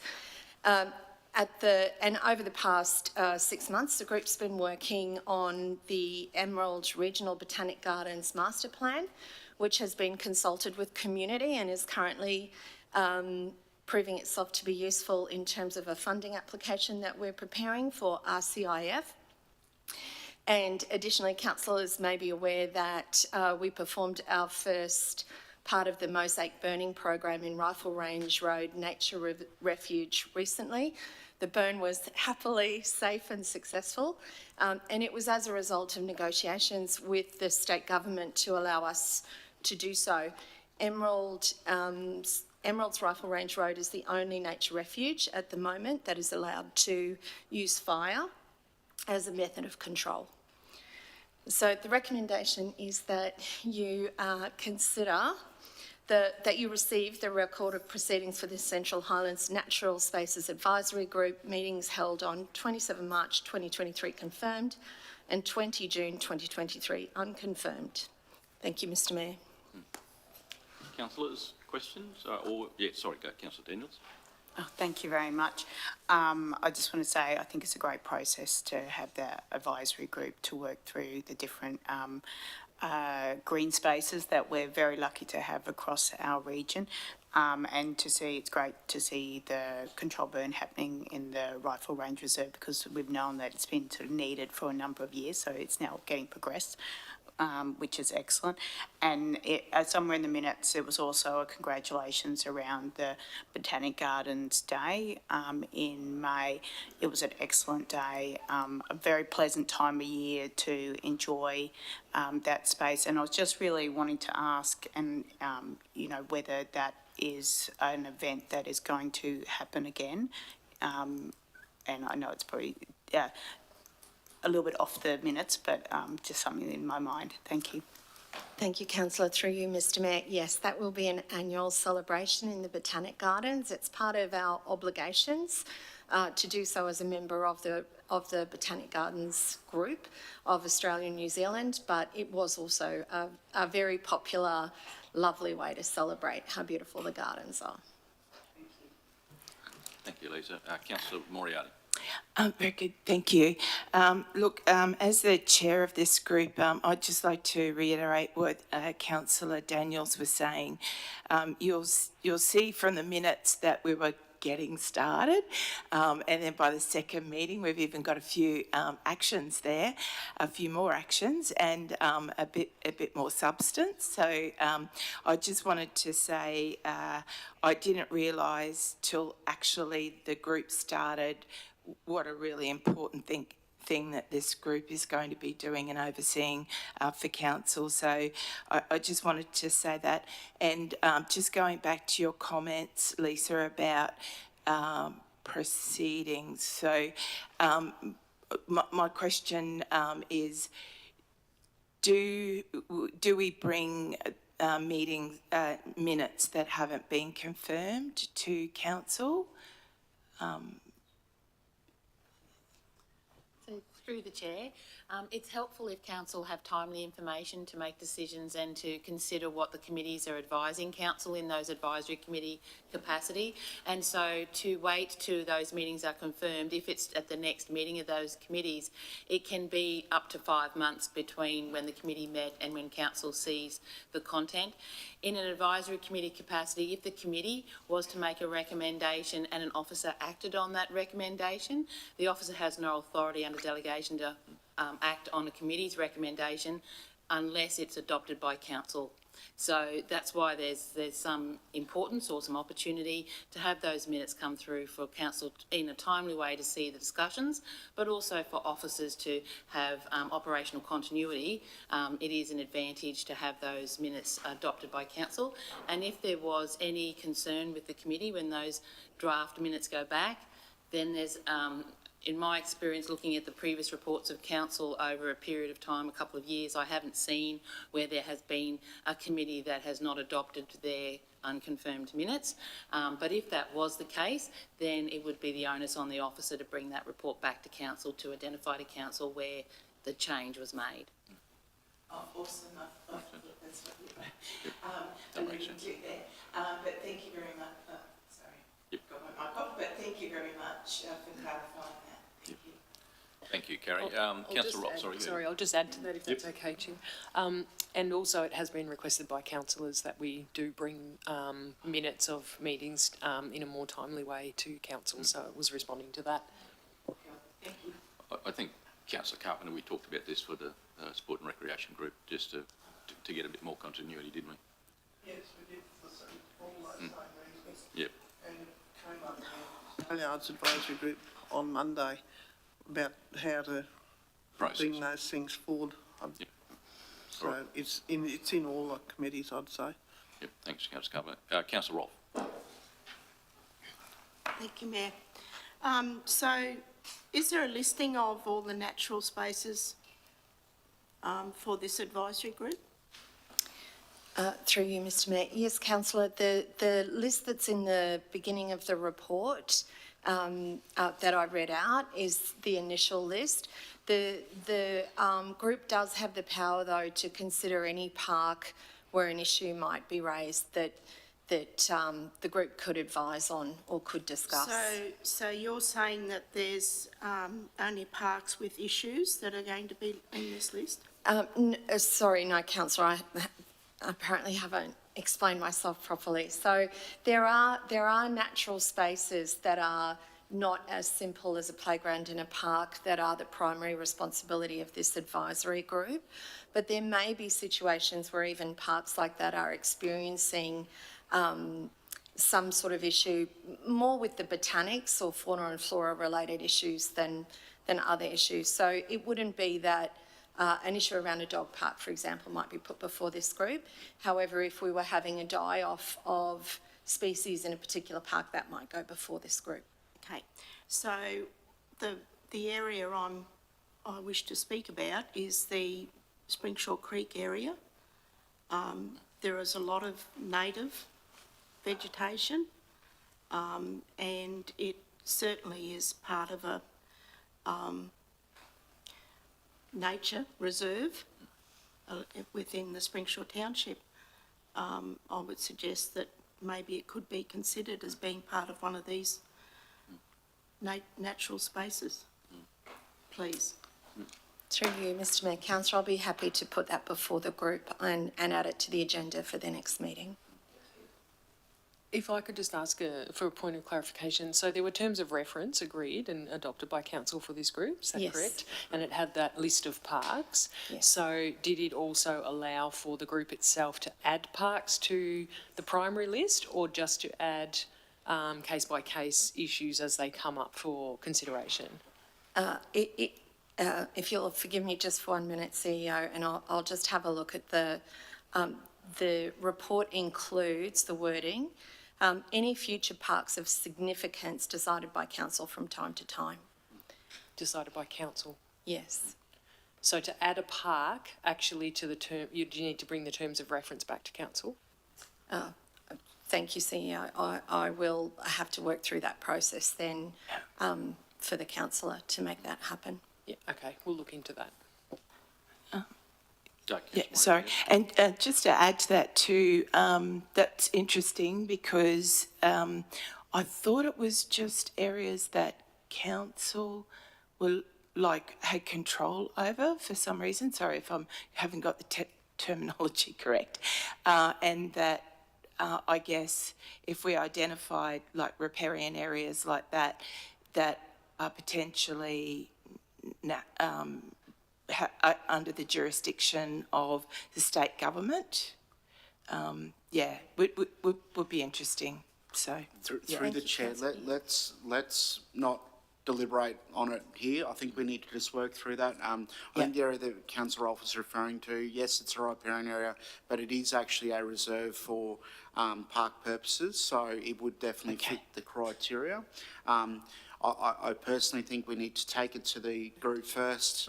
They can have a discussion and we'll work through with governance and Carrie's team around the process of getting that formalised. So we've certainly heard that loud and clear. We'll go through the process and we'll look to formalise that in whatever way, shape or form we need to. Awesome. Thank you very much. I think that is a good example of the intent, and certainly whilst there was a terms of reference, certainly the driving of the vehicle would allow us to then present proceedings and then encourage discussion and or those inclusions. So that's a natural, organic, pardon the bad pun, but I guess growth of what we anticipated, and that was the reason for it, that broader discussion, and obviously we've come around to that. So there'll be a process of, as the CEO pointed out, that we might revisit when we discuss these further. Councillors, the recommendation is there that we receive those recorded proceedings for both those meetings. My apologies, I missed the 27th of March function. So for the 27th of March and the 20th of June, is someone happy to move those, please? Moved by Councillor Moriarty, seconded Councillor Brimblecombe. All in favour? Against? Carried. Councillors, it might be appropriate time that we adjourn the meeting for morning tea. So at 10:34, I'll adjourn the meeting and we'll come back at 11 and start our recommence our meeting then. Thank you. Thank you to our live streamers.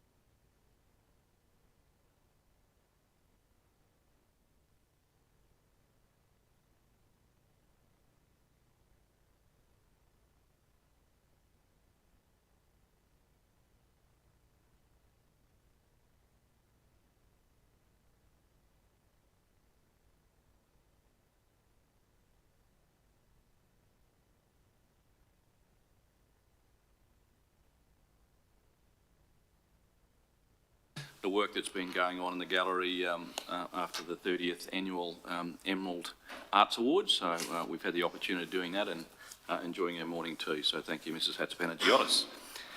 Councillors, we were at the record of proceedings, so 13.2.3 for the Central Highlands Arts and Cultural Advisory Committee planning meeting minutes of the 21st of July. That certainly sits in John's area as well, so his team will talk about that. Thank you, John. Thank you, Mr. Mayor. Through the Chair,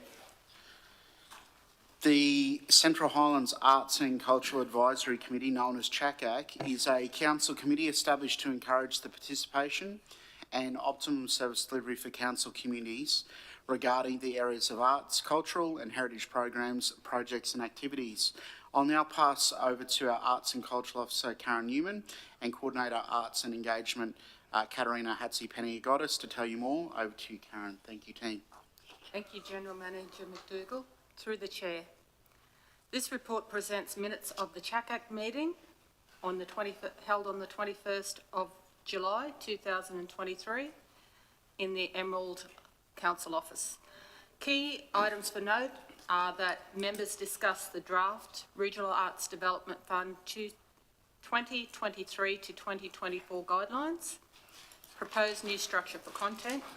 This new layout includes additional explanations to provide further clarity on the parameters of the program. Meeting dates were discussed and set for the remainder of the financial year. Arts Around August is underway with a new Facebook group established, open for anyone to join and for information and events to be shared. The 30th anniversary of the Annual Art Awards Emerald has attracted 215 entries. 5 unique trophies were created for the most frequently entered artist, as identified in the previous meeting. The series of trophies was titled Brothers and Sisters of the Drummond Range, created by local artisan Laurie Stanton, featuring timber from the Drummond Range and local stone. I'll now hand over to councillors for any questions. Councillors, questions?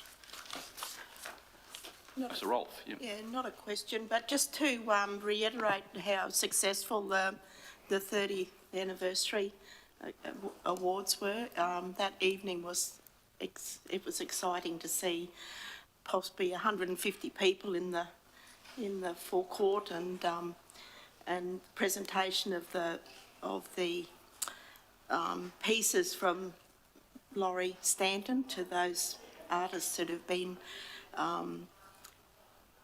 exhibiting in the regional art galleries for 20 years, 30 years. Just amazing. I did comment that fortunately that there was nobody that received those pieces from Laurie that were actually going on an aeroplane, because they were they were solid rock on the bottom and the piece of timbers. So, but it was a great night. It was fabulous. Thank you. Thanks, Councillor Rolfe. Councillor Moriarty. Thank you, Mr. Mayor, and congratulations to all the committee, all the amazing work that everyone's doing. And I just have one comment, if that's all right. Just reading the minutes, I got stuck on page 2 of the minutes, reading about Max and Gay. And I was thinking, who's that man? And then I realised it would have been Maxine Wild and Gail Steele. I just wanted to make the comment just for people like myself who aren't in the committee. But if we read the minutes, just so that if their names are probably full name is there, I can make. Good pick up. That we will correct that. Thank you. And the only other one I just did want to mention about I thought that was an exciting project, the community Christmas tree. So are you going to rotate that around the different libraries, or it just stays at what is, I'm just assuming that's what's happening, sorry. Yes, so Thank you. through the chair, the intention is that for this first year, while we get it constructed, that we erect it here in Emerald, and then because it can be demounted and transported, that we would look at, you know, which other communities around the Central Highlands to kind of rotate it every year, and for that to to be transportable, to be kind of erected and taken down. Yeah, so we could use them at events as Christmas. Down just because of the, you know, it's multiple parts and it's quite tall and you need to have it properly secured and all of those things. So it would be for, you know, whatever season and period of time that it would kind of be at one place each year. Fair enough. Thank you very much. Thank you, Councillor Moriarty. Question, any other questions, councillors? All right, well, the recommendation is there that we receive those record of proceedings of the Central Highlands Arts and Cultural Advisory Committee planning meeting on the 21 July 2023. Someone happy to move those? Moved by Councillor Moriarty, seconded Councillor Carpenter. All in favour? Against? Thank you, councillors. Carried. Thank you very much. Thank you very much, Karen. Thank you. Councillors, 13.2.4 sits under John's duties as well. And relates to our Library Strategic Action Plan update from January to June 2023. So thank you, John. Thank you, Mr Mayor. Through the Chair, the library team has completed the second financial year of their 5-year Strategic Action Plan. Today's presentation will focus on highlights achieved in each of the 5 priority areas between January and June 2023. I'll now hand over to Suzanne Poulter, Manager Connected Communities, and Kira Nuss, our Coordinator of Libraries, to present the update. Over to you, Kira. Thank you, team. Thanks, John. Through the Chair, this presentation covers the Library Strategic Action Plan over the last financial year, specifically covering the final 6 months of that year. Our vision and mission statements are on the screen. The projects and performance measures within this plan all link back to those statements, and our goal to provide a very progressive and contemporary library service for the community. We continue to focus on our 5 priority areas, which you're all familiar with, and during this presentation we'll be focusing on the highlights from each priority area. During this 6-month period, our target was 100%. So towards the library staff training and learning area, we achieved 100% completion.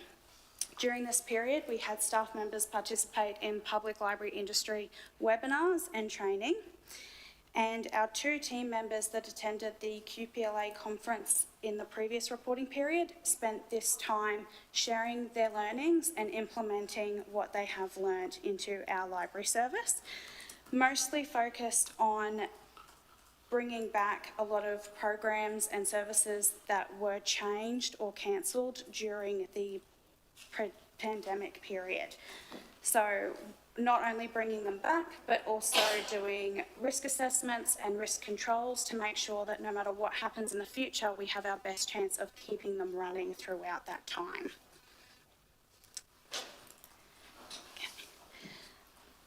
So we are also looking forward to the next stage of our plan, which will include our team members participating in further training, which are perfectly aligned with our programs and services, so we can further develop them.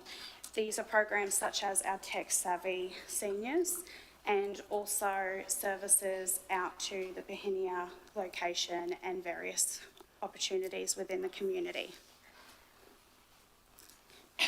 For our library branding and marketing, we achieved 97%. The missing 3% are all aligned with one specific project, which we have been working with the engagement team to ensure that we will be able to finish it during the next reporting period with no risk to our performance measures during that stage as well. And that is our launch of a library-specific Have Your Say page, ensuring that the community can engage with the libraries continuously, as well as impact on our local history projects, which I'll talk about a little bit later.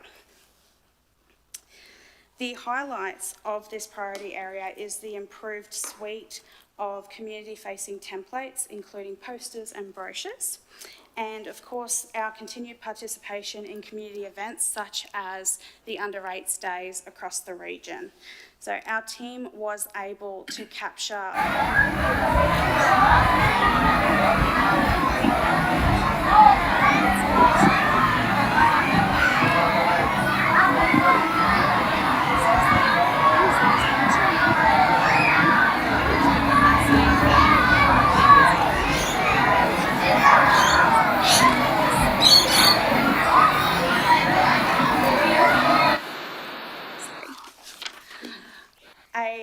over 800 children and approximately 270 parents attend our library pop-up, not just the whole event, but just our little library section. And we handed out 200 bags with activities and library information so that families know what services and programs are available to them throughout the entire region.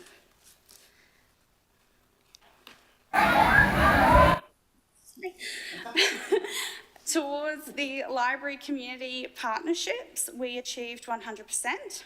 Highlights include our library service live streaming of the Sydney Writers' Festival, allowing community members to watch and even engage with the events happening in Sydney at the time, and that was in all of our branches. We also had the library service facilitating and participating in 566 partnered events throughout the region, within and outside of our library walls.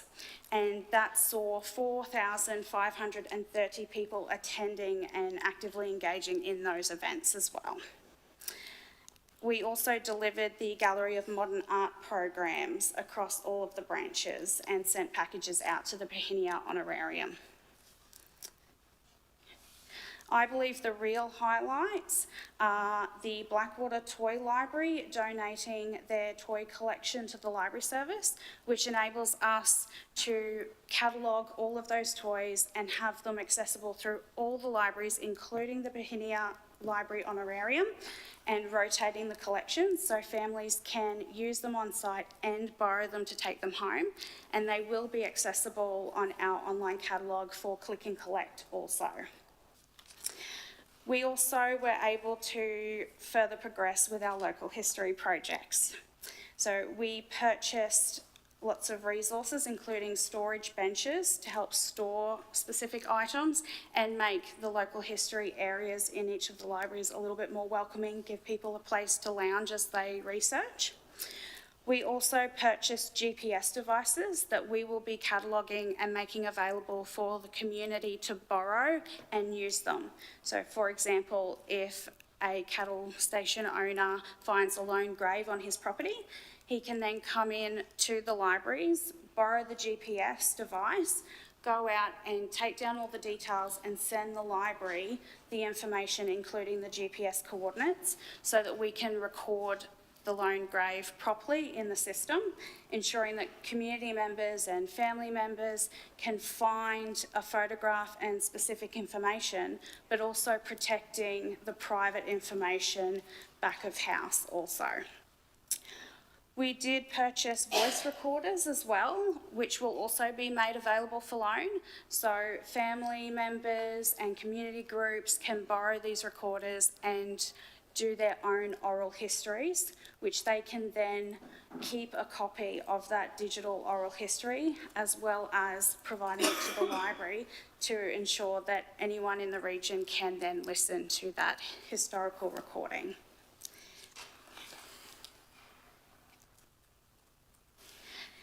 Towards the library community programs, services and events, we achieved 100%. During this time, we saw the return of our maker spaces across the region, and the playtime passed its trial of new processes and delivery methods. The library donations guideline was implemented as well. This was strengthening our suite of documentation from the collection management policy right through to our procedure manual that has been a constant project that our team's been working on throughout our entire strategic journey. But of course, the highlight is the community participation and just general feedback that we've received. Our team delivered 1,990 program sessions within the libraries and facilitated 86 events within the libraries. Library officers partnered to provide 30 outreach sessions outside of the library walls, and all of these programs, events and services resulted in a total of 11,357 participants in those activities of various demographics. So we look forward to continuing those programs, and also the feedback from our new regular events happening in the Bohinia community as run by our Ralston team members. Towards the library facilities, we achieved 100%. Highlights include the change table upgrade in the Emerald Library, the Blackwater Library renovation as part of the full community centre renovation, and the single-sided shelving and bay end panel projects, which were successfully completed in Dingo, Jaringa, Gemfields and Tieri libraries. We're also looking forward to the next stage of those projects, which will be launched in Capella, Springsure and Ralston. Due to these projects progressing, we have continued to see less negative comments and more positive feedback, particularly for our facilities. We have customers likening our branches to big city libraries, less claustrophobic, more polished, easier to peruse the collection and find what they're looking for, as well as being more welcoming in general. With our overall target of 100%, the library service achieved a total of 99%.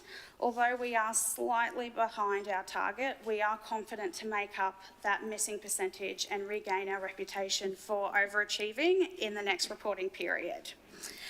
As always, the library service would like to send a thank you out to all those who helped us achieve our targets. So thank you to State Library of Queensland, Aurora Information Technology, who provide platforms and a lot of support with many projects from this plan. The local community groups, playgroups, kindy, schools and homeschooling associations. The Blue Care team at Avalon, Sydney Writers Festival, Queensland Museum, the Queensland Gallery of Modern Art and council colleagues, People and Culture, Connected Communities, Information Communication Technology, Customer Service, Public Relations and Events, Parks and Gardens, Rangers, Waste and Environment, Health and Safety, Assets and Facilities teams, as well as the library team, including our new recruits and our volunteers, our management, Suzanne and John, and of course Mr Mayor and the councillors for your continued support in our goals to provide the best possible library service to our community. I would like to open it up to the floor for discussion. Thank you very much, Kira, and thank you for those kind words. Councillors, questions? Councillor Moriarty. Thank you very much. I've got some questions and comments and bits and pieces, if that's all right. I did note on page 385 of our agenda where you noted newsletters, Kira. So I just was inquiring, are they library-specific newsletters? Through the chair, we do have a library-specific newsletter that we release an issue of every month across the library service for our community. Okay, awesome. And basically that would cover news for all of the different libraries in the region? Yeah, good. Fantastic. Just one little observation. It was lovely seeing the under-8s day there. Took memories back to when I used to go to the same spot with my kids for under-8. But I think the library, heaven forbid to criticise the Emerald Library that was there, but Central Highlands Library with more active participation, so well done. I just was wanting to ask a couple of little questions, if that's all right. I noted that you were talking a fair bit about Bluff, and sorry, Councillor Daniels, sorry, Bluff, that's another question, but Bohinia. And I was just wondering, do you do the toy library at places like Arcadia and Bluff? So through the chair, no, we don't. Traditionally, toy libraries are actually community groups that are set up through a national sort of organisation. Yeah. Unfortunately, the Blackwater Toy Library had to disband. They had tried to gain more members and it just wasn't working for them. So they contacted us to be able to sort of fill their shoes a little bit, and were actually really relieved at the level we were able to provide those toys to the community, because they didn't have the library management systems that we do. But unfortunately, we are not in contact with any other toy libraries around the region. Yeah, awesome. And I guess my question there, particularly for Bluff, Bluff used to have a library, but there's no longer a library there for one reason or another. Since Central Highlands come about, the library was lost there. But what I was going to ask is if there's an opportunity, say, for example, if the mothers were going to have a morning tea, that we might be able to link in with the toy library and have a morning tea and bring a few things to... Through the do you chair, do that? we do reach out to community groups wherever we can, and if they are happy for us to attend, we do visit and run sessions and provide support and information. Oh, wow. Oh, wow. Thank you for that. And I just wanted to flag, finally, I'm not sure if we've made the connection yet, but through the Emerald CRG, we've been looking at the Story Fest. You know, great, we have done that. But I also just wanted to say thank you very much for working with us to do more with our positive ageing through to be able to have displays in the libraries, to be able to get more information in there, to have some little events for both Emerald and Blackwater. So I just wanted to say thank you very much for reaching out and, being there for us. Thank you. Right, Councillors, look, we've just about run out of our allotted time for this agenda item. Is there any other questions? All good? Thank you. Councillors, the recommendation is there, just if I can get back to it for a moment, and thank you, Kira, for all that detail, that we received that Library Strategy and Action Plan 21 to 26 report for the period January to June. So I'm happy to move that. Moved by Councillor Carpenter, second Councillor Moriarty. All in favour? Against? Thank you. That's carried. Thank you, Kira. Thank you. Councillors, I'm going to make a little bit of a change to the agenda. I should have perhaps flagged this a little bit earlier. I might go to that later agenda item now, just so our team can get away. Is that okay with you, John, if we can do that now? That's fine, Mr. Mayor. Okay, thank you. Sorry, no, we don't.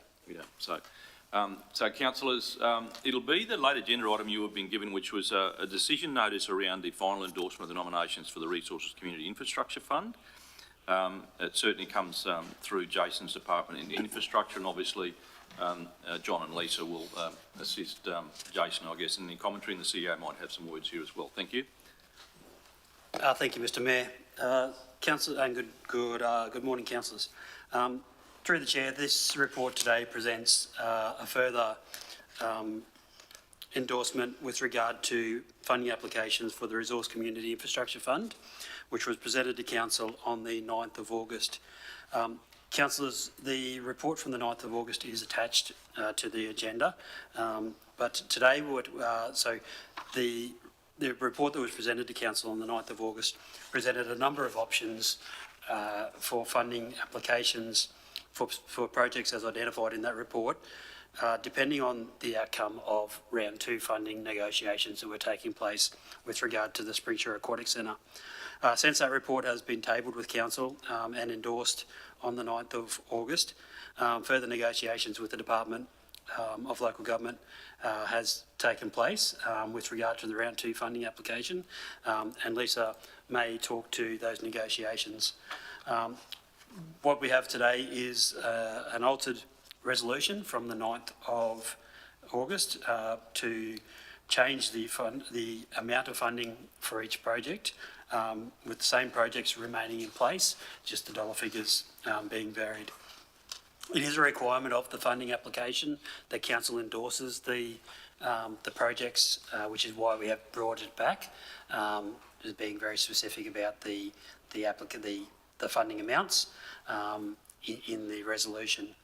The only disclaimer is, council, as the report you'll see is that, as we mentioned, the negotiations are still ongoing.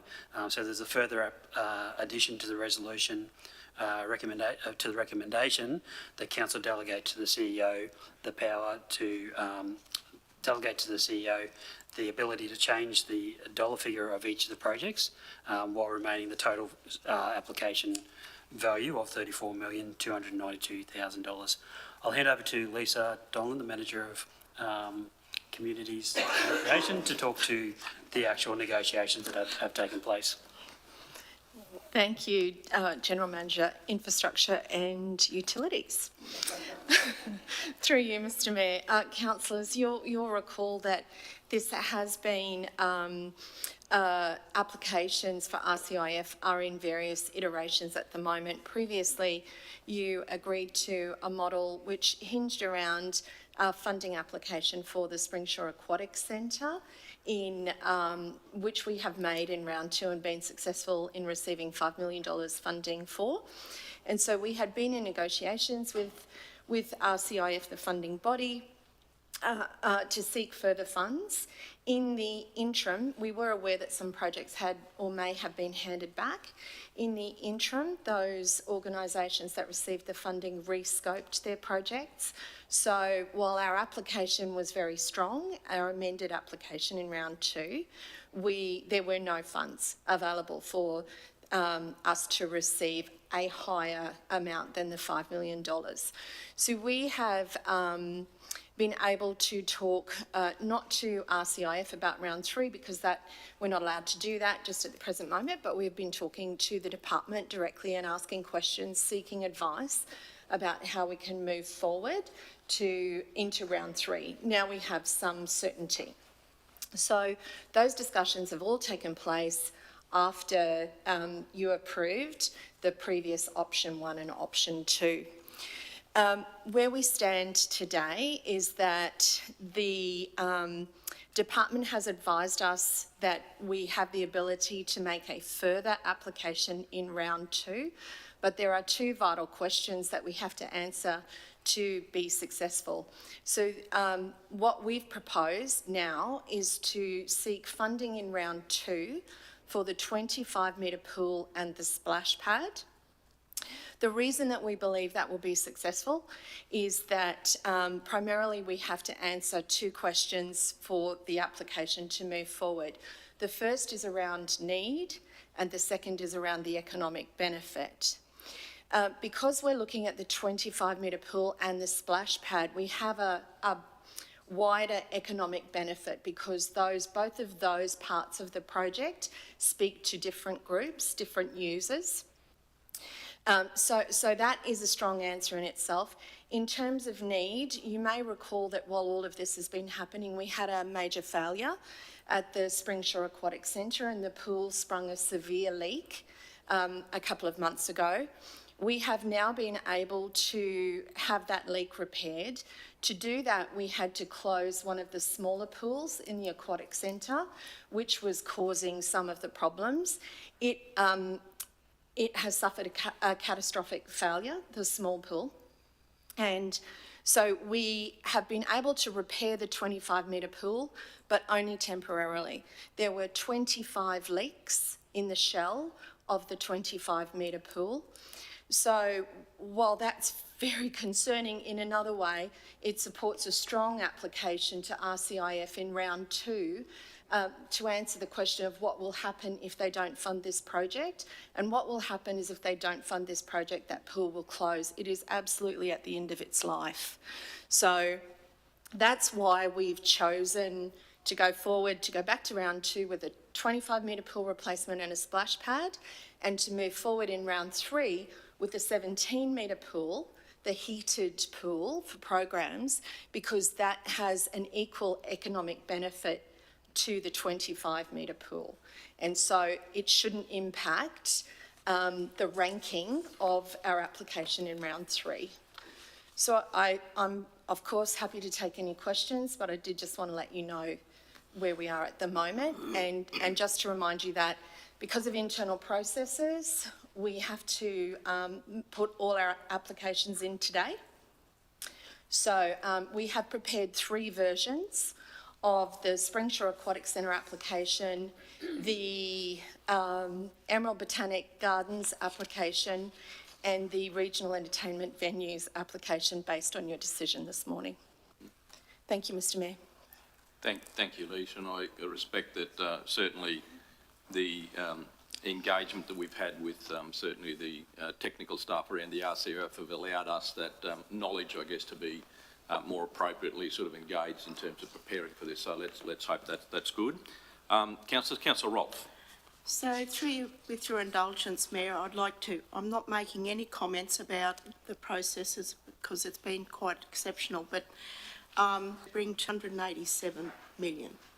It doesn't work, does it? So there's an awful lot of funds that need to be gained to actually renew our ageing facilities.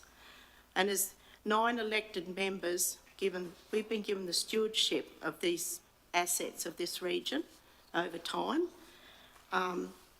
We've got to provide these services to maintain the livability standards in communities, and that's all communities.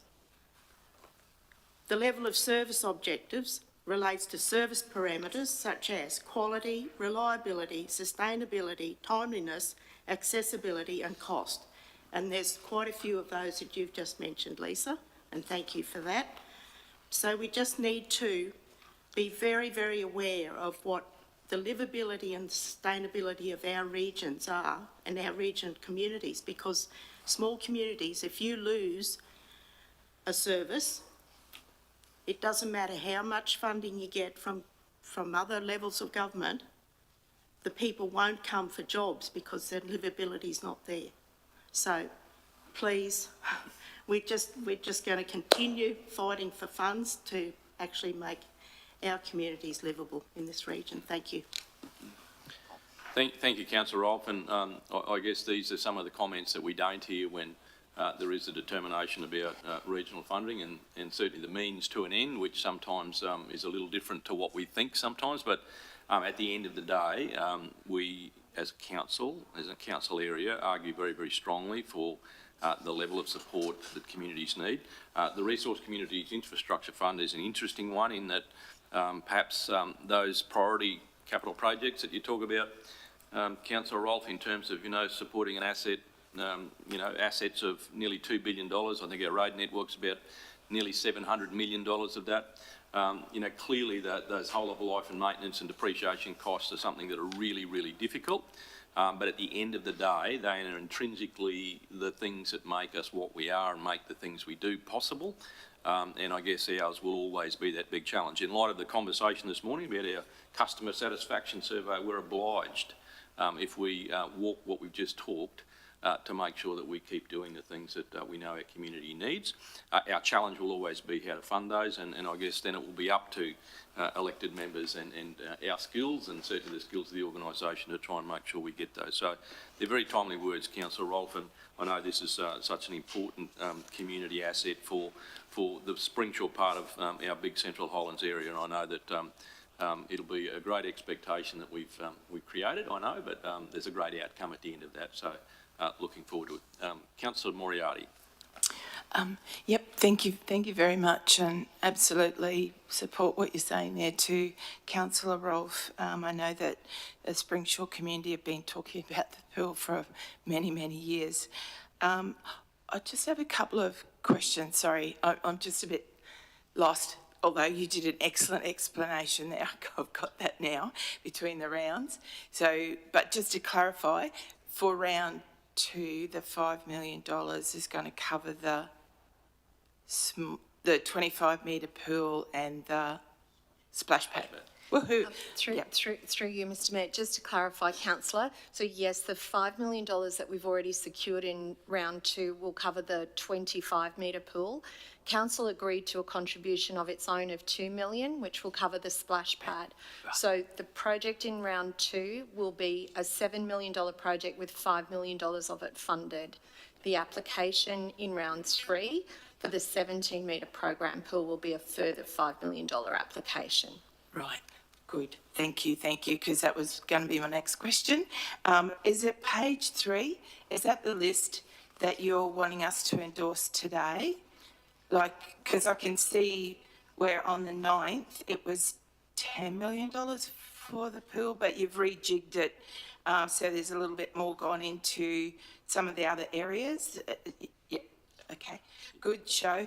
My only other question is, I thought it was $30 million. We're looking at going over that. Yeah, you're correct.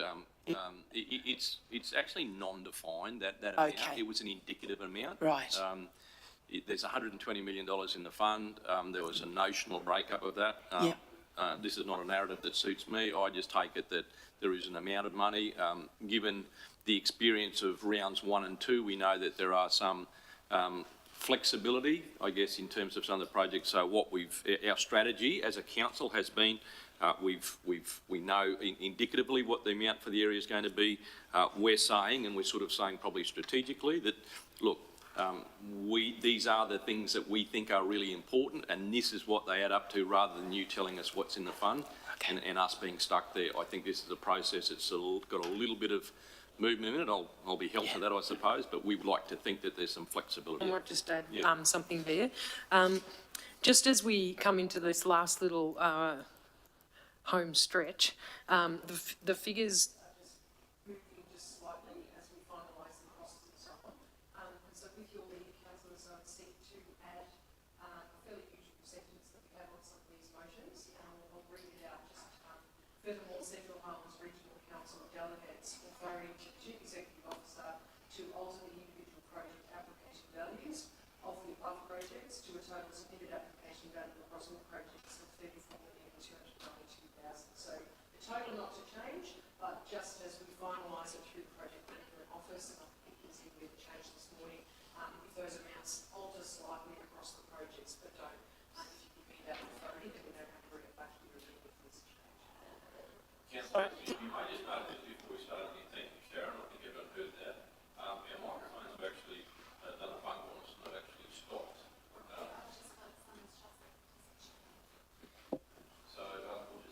If we can get those back. Yeah, no, it's back on now. Could you just turn Rachel's off there again, Councillor Rolfe? Oh, no, it's right. It's cool. Thank you.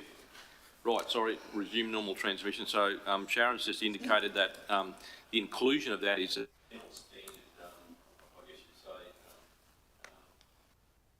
flexibility that we put in those. We've agreed to the substantive nature of the projects in here. There could be some little movements. We've discussed the strategies and the options. If there were some slight variations of that, then the CEO has that delegation.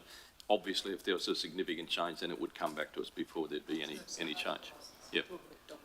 Absolutely. We're only talking about the potential massaging of some minor amounts. Otherwise, the CEO's discretion would be to bring it back to us. Councillors, any other questions? Sorry, Councillor Carpenter.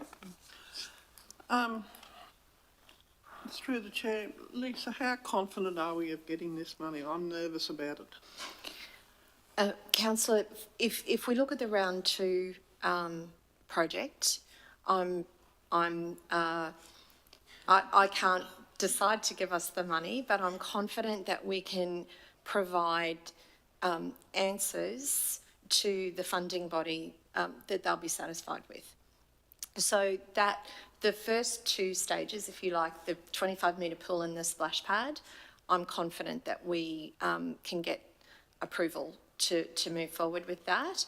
The round 3 application is very strong as well, and we have been talking to both the funding body and the department 2 or 3 times a week for the past month and a half. So we're well aware that we're now, in terms of our round 2 application, we've got one more throw of the dice, which we need to have ready by Monday, and we'll make that as strong as possible. So long as we can provide answers to those two important questions that I mentioned, that should be secure. We don't at the moment have a signed funding agreement for the $5 million, so we would need to move forward with that fairly quickly if they do agree.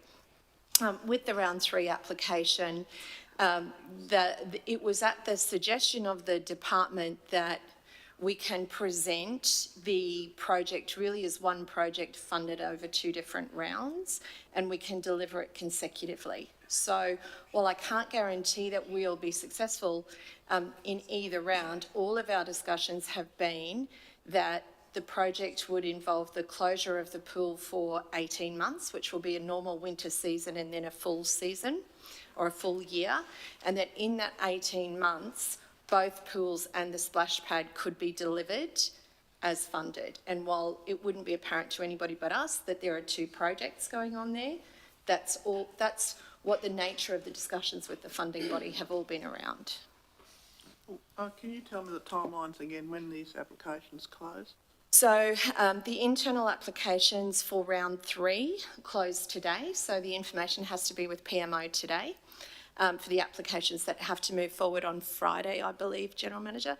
And the application, the re-application for round 2 has to be ready to be submitted by Monday. Okay, thank you. The 28th, yep.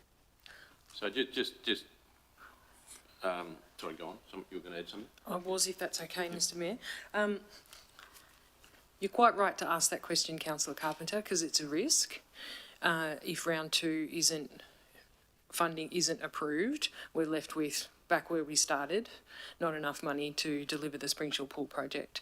So if that were to happen, we would seek to negotiate with the department to withdraw some other of our applications in order to bump that one up in line with scenario 1 that we brought to council last meeting.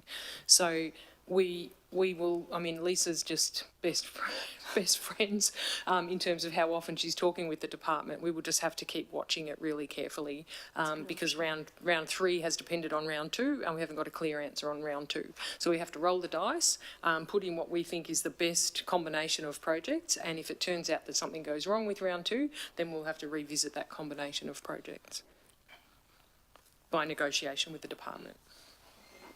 My only answer to you, Councillor Carpenter, was there is a risk always. There's no guarantees with this, but I guess, as I said before, this is not the usual funding, I suppose you'd say, regional funding package. We've had the opportunity of sort of front-ending this a little bit with the discussion with the same personnel. So I guess, in a sense, whilst there's no guarantees from them as well, we've had this a better, I suppose you'd say, introduction to this to allow us to prepare a little better. So if that's an indication of anything, well, hopefully our chances are way better, but we will live with that risk as well. So, Councillor Moriarty. Thank you, Mr Mayor. When Councillor Carpenter was speaking there, and I think it's just come out, my question was going to be who chooses which projects you kick off if you don't get the 30 grand, or you don't, like if it's less than the 30. So I'm just assuming that you do, Madam CEO, from that yellow clause? Yeah, through the chair. So, Council, the recommendation or the resolution from the 9th of August gave us 2 options. So so the resolution was, depending on the outcome of the negotiations for round 2, Council would either put in applications on scenario 1 or scenario 2, depending on the negotiations. So they were the 2 extremes of the applications that you would see council submit with regard to the Springshaw Aquatic Centre, and the other 2 projects which were impacted, or the scope was varied, was the Botanic Gardens and the regional entertainment venues. So those 2 are the 2 extremes. What we're presenting today is somewhere in between, following negotiations that have occurred over the last fortnight or 3 weeks since the previous report. The catch-all or the addition to the resolution in there is delegating the CEO to really enter into or put out applications either scenario 1, 2 or 3, so that all the projects would be included. It was just the scope of the projects that would vary. So in effect, at the last meeting, sorry Mr Chair, through you, at the last meeting we sort of pre-agreed should round 2 not be successful, this is what the alternative list looks like. Okay. So we've already brought Through that you, to council. Mr Mayor, sorry, councillor, I'm not sure if I'm understanding your question either, but each of these projects will be considered separately by the funding body, and they'll decide which ones they will fund and which ones they won't. So it's not a matter of council receiving a $30 million amount of money and then it's an internal decision. Each one is a separate application assessed by the funding body. Okay, so they're the ones that'll go yes, no, yes, no. Okay, cool. Because I wasn't sure which way. Thank you. But if we want them to decide that in a certain way, we negotiate with them. Okay. And we would use scenario 1 in that circumstance to negotiate. So that's already been through council. Yeah, thank you. And through you again, Mr Mayor, sorry. I believe that the PMO has ranked the projects according to our internal preferences, and that will be a part of each of the applications. So if the department itself is wondering which one it should fund, we've provided further information for them to say, well, we've prioritised these according to the same priorities that we use in the PMO to decide the projects year to year. Yeah, awesome, and thank you for that. I'll probably be asking questions that you've already discussed at previous meetings, so I wasn't there, but thank you very much for that. Thank you. No, I think you're right, Councillor Murray, are the good questions, and I mean, this is, as I said, the opportunity of being able to pre-negotiate, if that's such a thing, is quite a unique opportunity. So we've been very careful, and I think the organisation and the executive leadership team have been very careful about preparing this so that we get this, albeit the seamless run of whatever that outcome might be. So, well, look, councillors, the recommendation there is now going to be a little different from what you were issued originally. So the part in yellow is the part that sort of is the delegation. So the resolution, the first part, is still the colonisation of the projects. And then obviously still espouses obviously the options that were passed on the 9th of August. What it does there is obviously delegates the authority to the CEO to alter those individual project application values across the project, bearing in mind the total project number won't change technically at this stage for the purposes of this resolution. And then the last part is obviously will commit to the inclusion of required funds in the financial years in which the projects will be delivered, which is important to our budgets as well. So is council happy to move that? Someone, Councillor Rolfe moved it, seconded Councillor Brimblecombe. All in favour? Against? Carried. Fingers crossed, everyone. Thank you. Thank you very much, Lisa. Thank you, Jason. Thank you, John. Thank you, CEO. Councillors, back to our agenda now, 13.2.5, and thank you for your indulgence of changing that around a little. The next item was the Creative, Cultural, Future and Heritage Action Plan 22 to 24, a bit of an update. And I'll ask John to lead us through this one too. Thank you. Thank you, Mr Mayor. Good morning, councillors. Through the Chair, the Arts and Cultural team will be delivering an update this morning on the progress made on the Creative, Cultural, Futures and Heritage Action Plan 2022 to 2024 financial years. Today we have Karen Newman, our Arts and Cultural Officer, and Ruth Hayden, our Arts and Cultural Officer, Galleries, to tell you more. Over to you, team. Thank you. Thanks, John. Through the Chair. We're excited to be here today to share our progress made over the July 2022 to June 2023 financial year of the Creative, Cultural, Futures and Heritage Action Plan, highlighting achievements between July 2022 and June 2023. I'd like to reintroduce you to our team as we have some changes since our last update. The Arts and Cultural team consists of Katerina Hatzipeniotis, Coordinator, Arts and Engagement, myself, Arts and Cultural Officer, Ruth Hayden, Arts and Cultural Officer, Galleries, and our new Arts and Cultural trainee, Hayley Sullivan. The Creative, Cultural, Futures and Heritage Action Plan 2022 to 2024 financial years was endorsed on the 15th of June 2022. It provides a framework to recognise and celebrate the uniqueness and quintessential Central Highlands character and its creative communities. The action plan is facilitated by the Arts and Cultural team, Connected Communities and other council staff, and supported by the Central Highlands Arts and Cultural Advisory Committee, better known as CHRC, as well as volunteers. There are 6 strategic priority areas that are used as a framework to deliver on identified outcomes through the action plan. They are consolidation and revitalisation, community and celebration, regional identity and sense of place, positive partnerships, celebrate diversity, and future direction. There are 6 strategic priority areas that are used as a framework to deliver identified outcomes through the action plan. Our largest action plan area is Objective 1, consolidation and revitalisation, which aims to improve and revitalise regional direction. This area is 95% complete, with 5% still to come. Of the 95% achieved, the Blackwater Library received an art hanging system upgrade with hanging rails that now match those in the council offices and Emerald Art Gallery. The Emerald Arts Precinct, as shown in the PowerPoint, facelift has been completed. Regional Arts Development Fund, RADF, 2022-2023 program completed with all funds allocated across 3 rounds. The RADF 2023-24 program request is in process with Arts Queensland.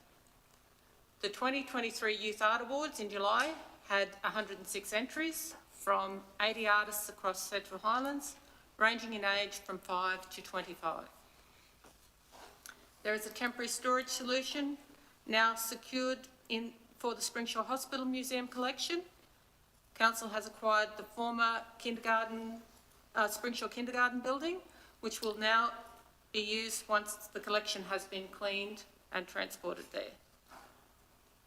Tenure agreements were signed with the Emerald Pottery Club and are in progress with other community groups in council facilities. The Central Highlands Regional Galleries exhibition program is fully booked for the Emerald Art Gallery in 2024 and tentatively full in 2025. And in Springshaw, only 2 vacancies are there for 2024. In progress, which is the 5% still to come, Council's new facilities booking software has been purchased and is under development to allow bookings to take place for Council's halls and other facilities.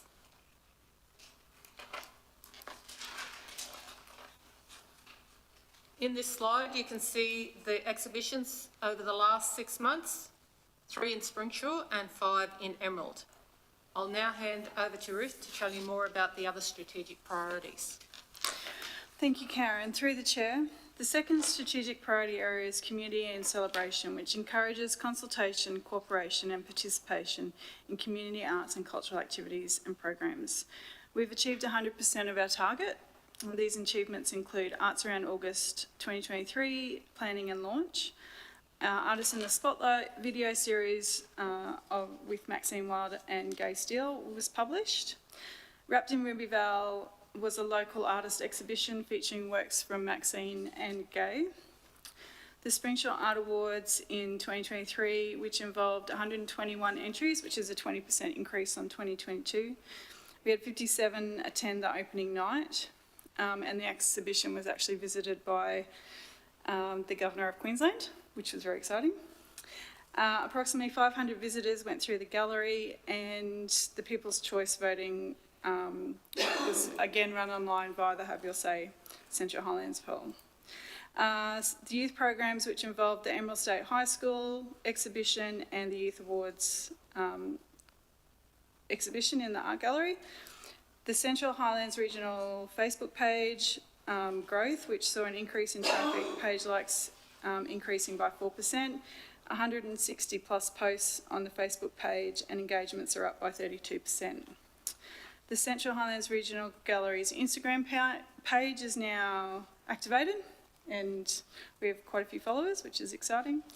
And our Central Highlands Regional Gallery's e-newsletter is published monthly. So the photos there show the Wrapped in Ruby Vale and the Youth Awards exhibition. And these are the photos from the opening night of the Springshore Art Awards, which was a fun night. It rained. The third strategic priority and area is regional identity and sense of place, which promotes community identity, cultural tourism and heritage unique to the Central Highlands. It aims to encourage visitors to our local towns and surrounding areas to boost the regional economy. We've achieved 100% in this area, and achievements include local heritage register review was progressed with research undertaken and photographic records, tech-savvy sessions explaining how to access digital records via the library catalogue, flyer produced with links and information on how to find digital history and heritage resources, oral histories recorded and available on montage, and equipment available for loan from the library to enable the community to record their own oral histories.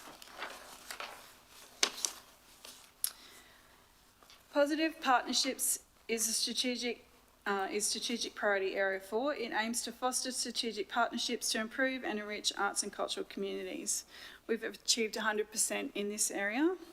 The CHRG e-newsletter, we've had 6 monthly newsletters published, including the promotion of arts funding opportunities, development of public relation plans for the annual Art Awards, Youth Art Awards, RADF and Arts Around August, 2 art videos shared in the Council's weekly e-news, maintaining relationships with community groups, 2 online cluster meetings attended with the Central Highlands Regional Art Services Network, or CHRC, and promotion of grant opportunities via Facebook and emails and newsletters. Our positive partnerships are numerous and varied, as you can see listed here. In the last 6 months in particular, we have worked with CHRC through regular meetings and the addition of a new member, local schools throughout the development of youth art exhibitions, Arts Queensland through the constant state grant funding, watch this space, Queensland Museum Development Officer Program, with our thanks to Dr. Melanie Pittock, who now has moved on from her role to work in Western Australia. We appreciate her many great contributions in supporting our local heritage groups and in the preservation of the Springshore Hospital Museum collection. So the photos there are showing some of the events that have happened with our partners and community groups in the last 6 months. The 5th strategic area is to celebrate diversity by recognising the strengths that diversity brings to the Central Highlands community. We've achieved 100% in this area, which includes the NAIDOC event in Springsure, Reconciliation Week, Storytime events in Emerald, Springsure, Blackwater and Capella, and Camille Swallow's digital exhibition, which is available on the council website. Our sixth strategic priority area is future direction, which encompasses strategically developing and innovating planning for the future of arts and culture within Central Highlands. This area we've achieved 5% with the gallery's Instagram account, which is now active. We've had 3 CHRC planning meetings, community activities promoted via multiple sources, including Facebook and e-newsletters, promoting development opportunities for local artists, digital exhibitions such as Camille Swallow, the 2023 Springshore Art Awards, Wrapped in Ruby Vale and Natasha Stanton's Emergence. The one target still in progress is the Central Highlands Town Entrance Sign Trail, with information in the review process to then be designed. I will now pass back to Karen to summarise the report. Thanks, Ruth. Through the chair, you can see from our figures the Creative Cultural Futures and Heritage Action Plan is 98.5% complete overall. The Creative Cultural Futures and Heritage Action Plan strategic priority areas are listed below, with the percentage of actions completed against each area during the 2022 to 2023 financial year. Consolidation and revitalisation is 95% achieved. Community and celebration, 100% achieved. Regional identity and sense of place, 100% achieved. Positive partnerships, 100% achieved. Celebration of diversity is 100% achieved. And future direction is 95% achieved.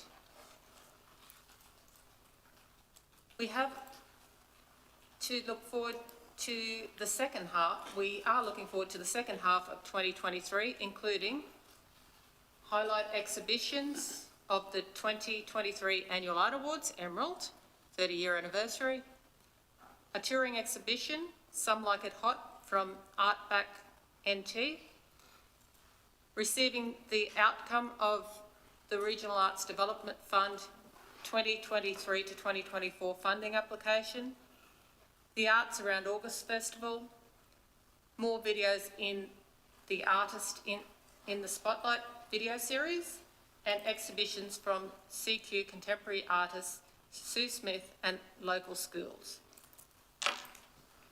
We would like to thank the Mayor, councillors, CEO and Executive for your ongoing support through budget, event attendance, liaising with the community and advocating for arts and culture. We would also like to thank our council colleagues from connected communities and beyond, and our many community supporters. Without them, we would not be able to do what we do. Thank you from the Arts and Culture team. Thank you, Karen. Thank you, Ruth. Thank you for the comprehensive report, and obviously timely enough for the morning tea. Councillors, any questions? Councillor Moriarty? Thank you very much. Just want to say congratulations again. Looking up there, Karen, where there's 4 people where you used to be one. It's great to see that there's extra resources there and you guys are doing a mighty job. This is amazing. I'd just like to say congratulations. I love the graphics. That's looking excellent, and you can distinctly see that these are the gallery exhibitions, and they all look, they've got the look for council, so you know. So well done there. I was excited to see the town entrance sign trail, because it's pretty amazing. I was there with Alexis a few times where we went around the communities to actually develop those signs, the images to go in those signs, and what people thought that represented of their community. So I'm just assuming that, is this a brochure type thing, or? Well, they've started brochures in some of the CRG areas, yeah, and they've got the explanation behind the iconic images. So this is more a cultural tourism element, and will be brochures across the region. Awesome, awesome. Yeah. And just wanted to say thank you for recognising Melanie, because I think she's been a great advocate for Central Highlands Regional Council for many, many years, and it's going to be sad to lose her, but I just wanted to acknowledge Melanie too. Thank you. Well done. Thanks, Councillor Moriarty. Councillors, no other questions for Ruth and Karen? Well, look, the recommendation is there that we receive the annual Creative Cultural Futures and Heritage Action Plan update for the period July 2022 to June 23. Someone happy to move that? Moved by Councillor Moriarty, seconded Councillor Brimblecombe. All in favour? Against? Thank you, councillors. That's carried. Thank you very much, Tony. Thank you.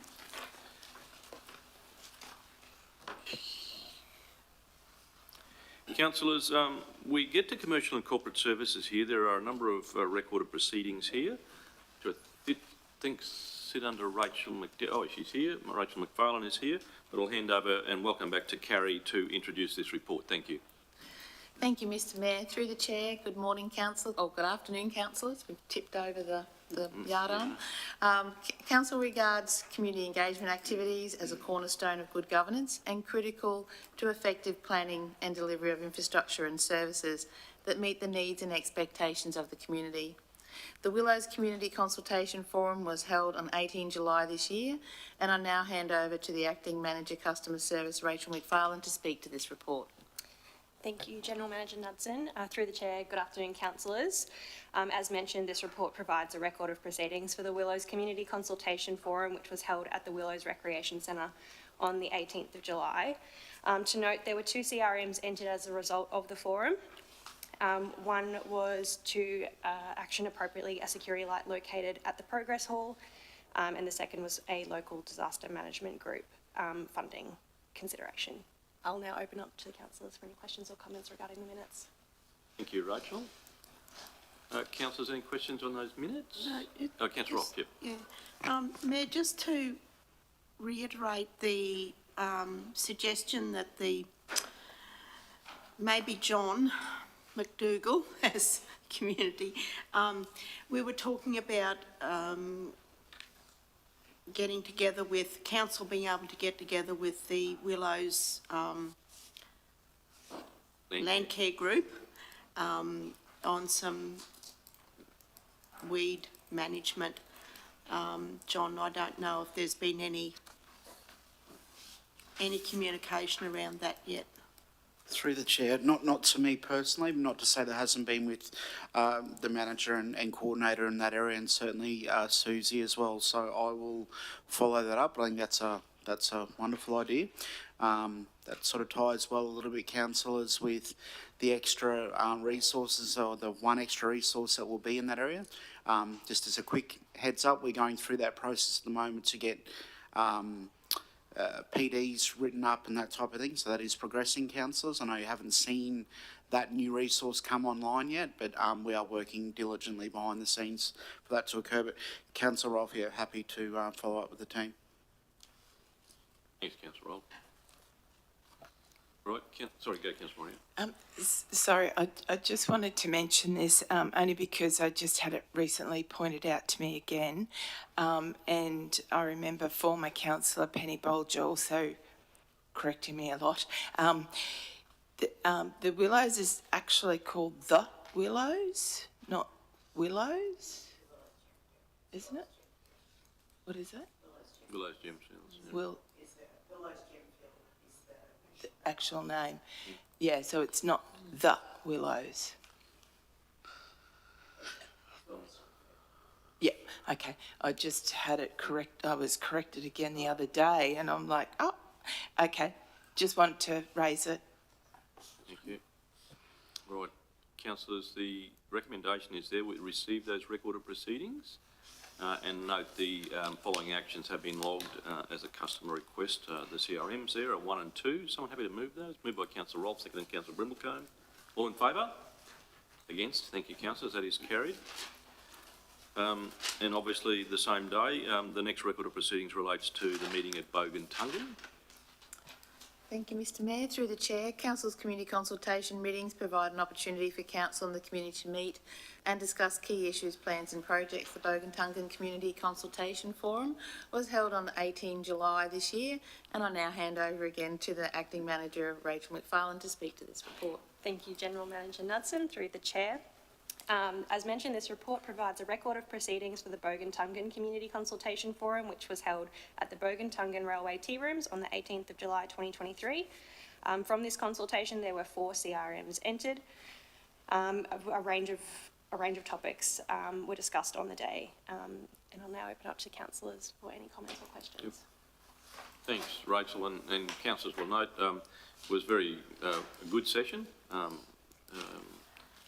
The local group there was certainly very keen to examine the budget, although we did have to correct them on the $50 million spend on the cemetery there, which was quickly reined back in, but there was $50,000 that just been a failure to note that.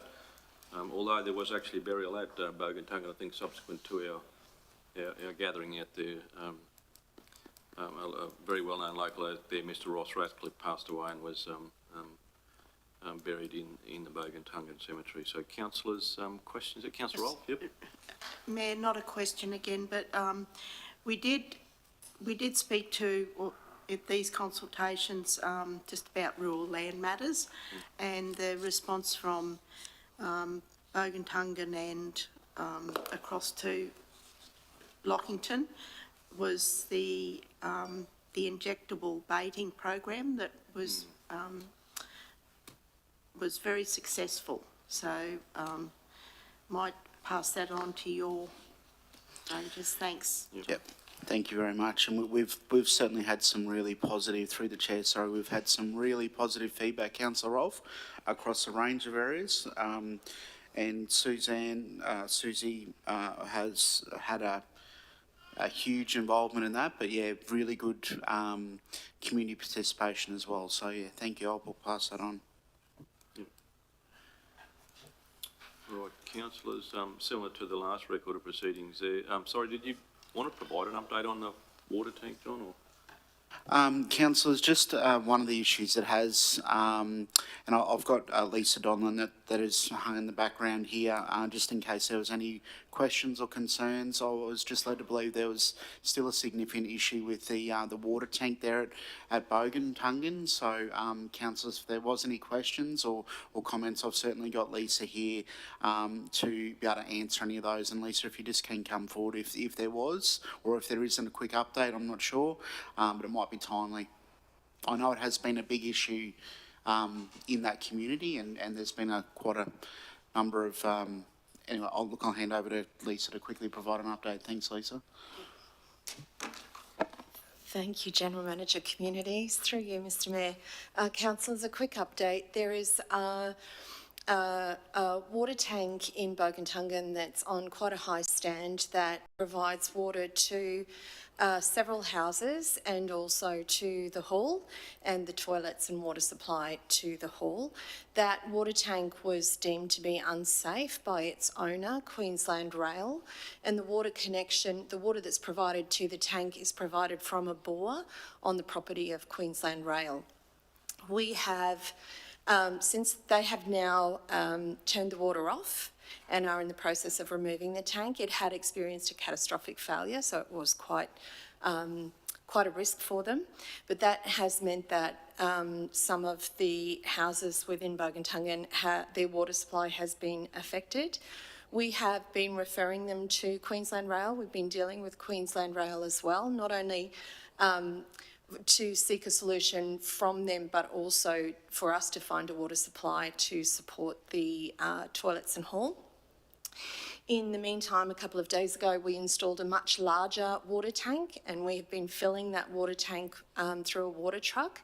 That's obviously not sustainable in the long term, so we've entered into negotiations with Queensland Rail ourselves to see if we can get access to the bore to supply the hall, as it always has been, but not via their tank, via our own. Thank you, Mr Mayor. Yep, thank you.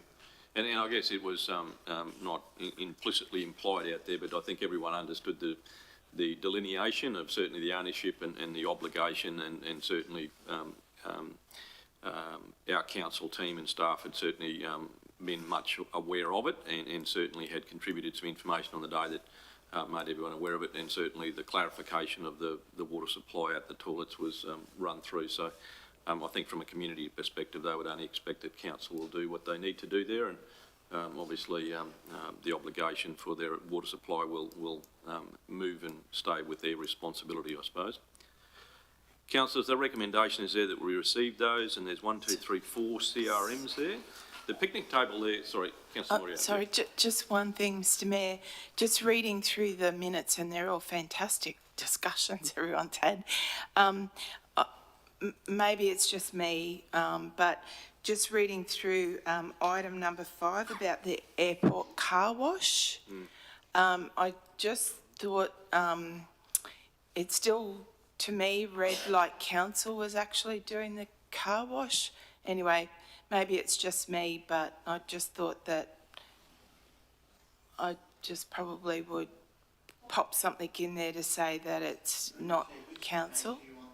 Sorry. It's item number 8, it is. Item number 8 on yeah, page 427. Yeah, 427, yeah. thank you, Councillor Moore. Just in reading it, I just thought, I just felt that it wasn't clear that it wasn't council, it's definitely a commercial, council just did the development application, it's not doing the business part of it. Well, it was certainly made quite clear at the meeting, but I guess I'm not sure whether that I don't know whether you felt, but it's up to you, but I just thought I'd raise it. I just felt that it probably didn't clarify enough for me that it's not council. I think you're right, it doesn't implicitly rule that out, it just says it's a narrative there. Starts off with council and stakeholders and, anyway, I just thought I'd raise that just to make it a bit clear. Through the chair, we'll note that and we can make the relevant change to that to make it more clear as to what council's participant and involvement is in terms of the application and then also the approval process. No, thank you, Councillor Moriarty. It's not implicitly implied there what we did actually made quite clear at the meeting. All right, Councillor, so there's 4 of those things here. The picnic table has been it's actually an enduring piece of infrastructure that the contractor had in fact been out there to or there had been an occasion when that person had attempted to do that, and then there was a break in that, I think, that process, John, and then someone hadn't gone out. There'd been I guess, just a long-winded attempt at getting that table there, and it was one of those days where we went through a list of the things we talked about previously, and that was one of the gaps. So, Council, they're the CRMs and the recommendation there. Someone happy to move those, please? Moved by Councillor Brimblecombe, seconded Councillor Carpenter. All in favour? With those changes, against? Thank you, councillors, that's carried. Which brings us to the last stop on that consultation day, which was at Lockington. Thank you again, Rachel. John? Yep. Through the chair, the final consultation for the 18th of July took place at Lockington Recreation Centre. Again, another healthy discussion with the community, resulting in 3 road CRMs entered at the end of the day. I'll now open up to councillors for any questions. All right, thanks. I guess we've canvassed a couple of the common things. It was interesting that just about all the areas were interested in the story about the airport, and they were referring, of course, to the I think a story in the local newspaper, which was from one of the owners of the current or the existing car washes in Emerald, rather than it being and seeking some clarification, which we put quite succinctly and everyone understood. I guess that was an interesting, but an indication of certainly the level of interest in other things other than just around their little locality. So we certainly provided that information for the day, but I don't know, Councillor Rolfe, you might have a question? Mayor, thank you.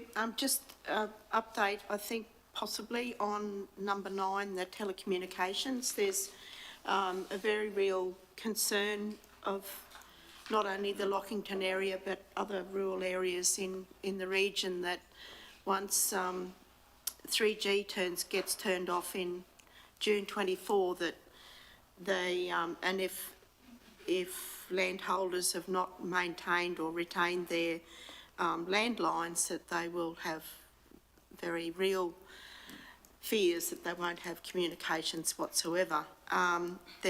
Since that meeting in Lockington, we've had quite a lot of discussion with telecommunications, particularly Telstra, about what can be done to allay their fears or other responses to the questions about the 3G turn-off. So I think that through our local Telstra group, we'll be able to get them to actually go to these areas and give them some advice about what is happening, what is coming their way in the next 12 months. Thanks. Thank you.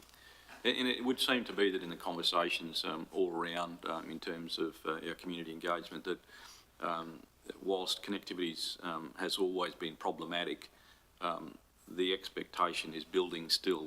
People are creating opportunities and innovations that they're trying to implement, and it's being held back by that connectivity at the moment. So it's quite disruptive, and whilst it always has been, I guess, if you like, the importance of that connectivity is actually starting to become even a bigger priority in certainly lots of things they're doing and lots of other industry around them. So I am pleased to say that I think there has been some moves certainly by some of the providers and certainly with some infrastructure, but we really need to be keeping on that because there is a very real disparate now between, I think, what governments perceive as what is a serviced area and almost comments around, oh, well, it's almost everyone's covered now. Well, that's far from the case. The Starlink conversation has certainly been quite interesting because the bandwidth on those low-flying satellites actually supports 4G, which is potentially a bit of a solution as well. So it is, you know, whilst that's not a core council business, it's certainly a very, very keen community aspiration that we certainly keep advocating for them because you'd argue historically that the greatest advocates for them has been certainly local government and other community people, certainly at very grassroots level rather than it be some of the providers. So it is very, very important that we keep abreast of this. It goes through to our CHRC meeting. We've got a pretty good reference point there. So we've got a lot of support right across central Queensland, I think, for this. So, councillors, the recommendation is there that we obviously receive the record of proceedings. There are 3 CRMs there. Is someone happy to move those? Moved by Councillor Brimblecombe, seconded Councillor Carpenter. All in favour? Against? Thank you, councillors. That's carried. Now all the record of proceedings. Thank you, Rachel, and congratulations to you as part of the great team of challenged people that have certainly made it back to the building. Councillors, 13.5.1 relates to the Australian Local Government Association Regional Cooperation and Development Forum, which was the 2023 National General Assembly in Canberra. And our CEO will deliver that report. Thank you. Sharon. Thank you, Mayor. So it was actually 3 forums in one that we attended. So that was myself and the Mayor, the Deputy Mayor, Councillor Daniels and Councillor Brimblecombe. So it was the Regional Forum, the ALGA Regional Forum, Regional Cooperation and Development Forum, and then it was the ALGA National General Assembly, and then it was the reinstated Australian Council of Local Government, all held in Canberra. So it was a full week. I think there was a public holiday for Canberra in there, so it was a full week otherwise. So I have prepared a package of highlights. I'll talk to the motions that Central Highlands Regional Council put to the National General Assembly. That's not covered in the report. I've covered the highlights from speakers across the 3 events.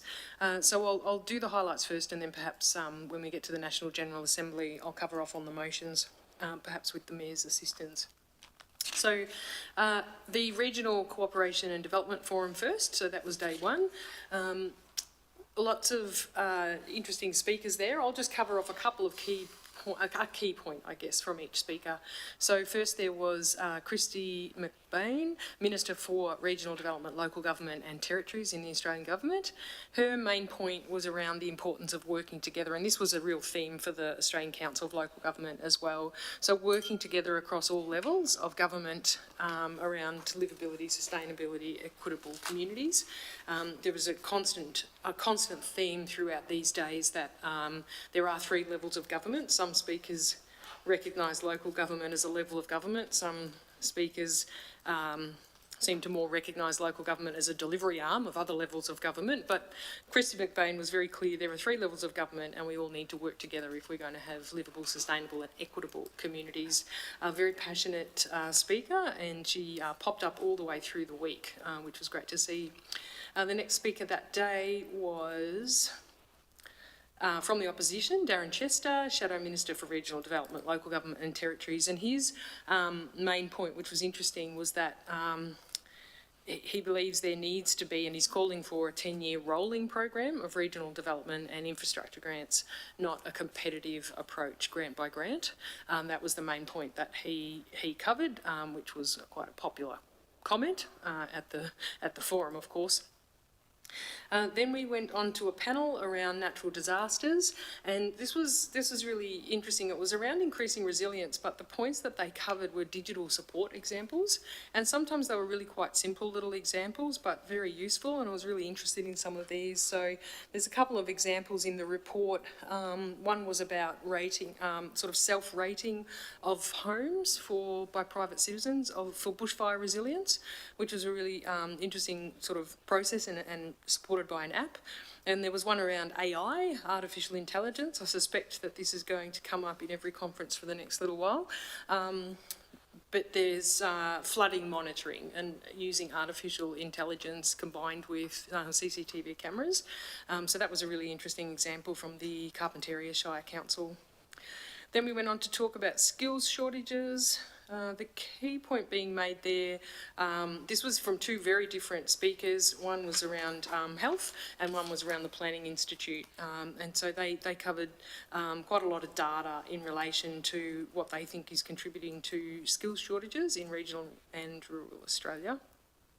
Then there was a panel with the RAI, the Regional Australia Institute CEO, and also the chair of the National Alliance for Regionalisation. And this was, their key point was they're calling for a national population plan to properly inform growth and investment in regions. I took from that they're calling for a proper plan and process to decide where the investment goes based on need, as opposed to any other reason for deciding where investment goes. And then there was a panel on connecting our communities. So this was facilitated by Telstra, and there was case studies from different councils around Australia, two from Queensland. And Telstra's key point, or the key point of this whole panel, was around councils can access technological advice from Telstra, and they really push the point that a mix of technologies is the answer for coverage. So everybody thinks that, you know, there's one perfect solution, but there's not. There's 5 or 6, and there's all sorts of different technologies needed to sort of get that coverage into multiple different areas. And so it's important to get advice around the different technologies because they don't all work in all locations. And the last one that day was around investing in our regions, and this was the department bureaucrat from infrastructure, transport, regional development, communications and the arts, and really that just went through the framework of grants programs that are available from the federal government. So on to the National General Assembly. So I'll just talk to the motions. So councils will recall we had a number of motions going to the National General Assembly. All our motions bar one passed, and the bar one was the motion 1.6, which related to a call for the Productivity Commission to review financial assistance grants percentage.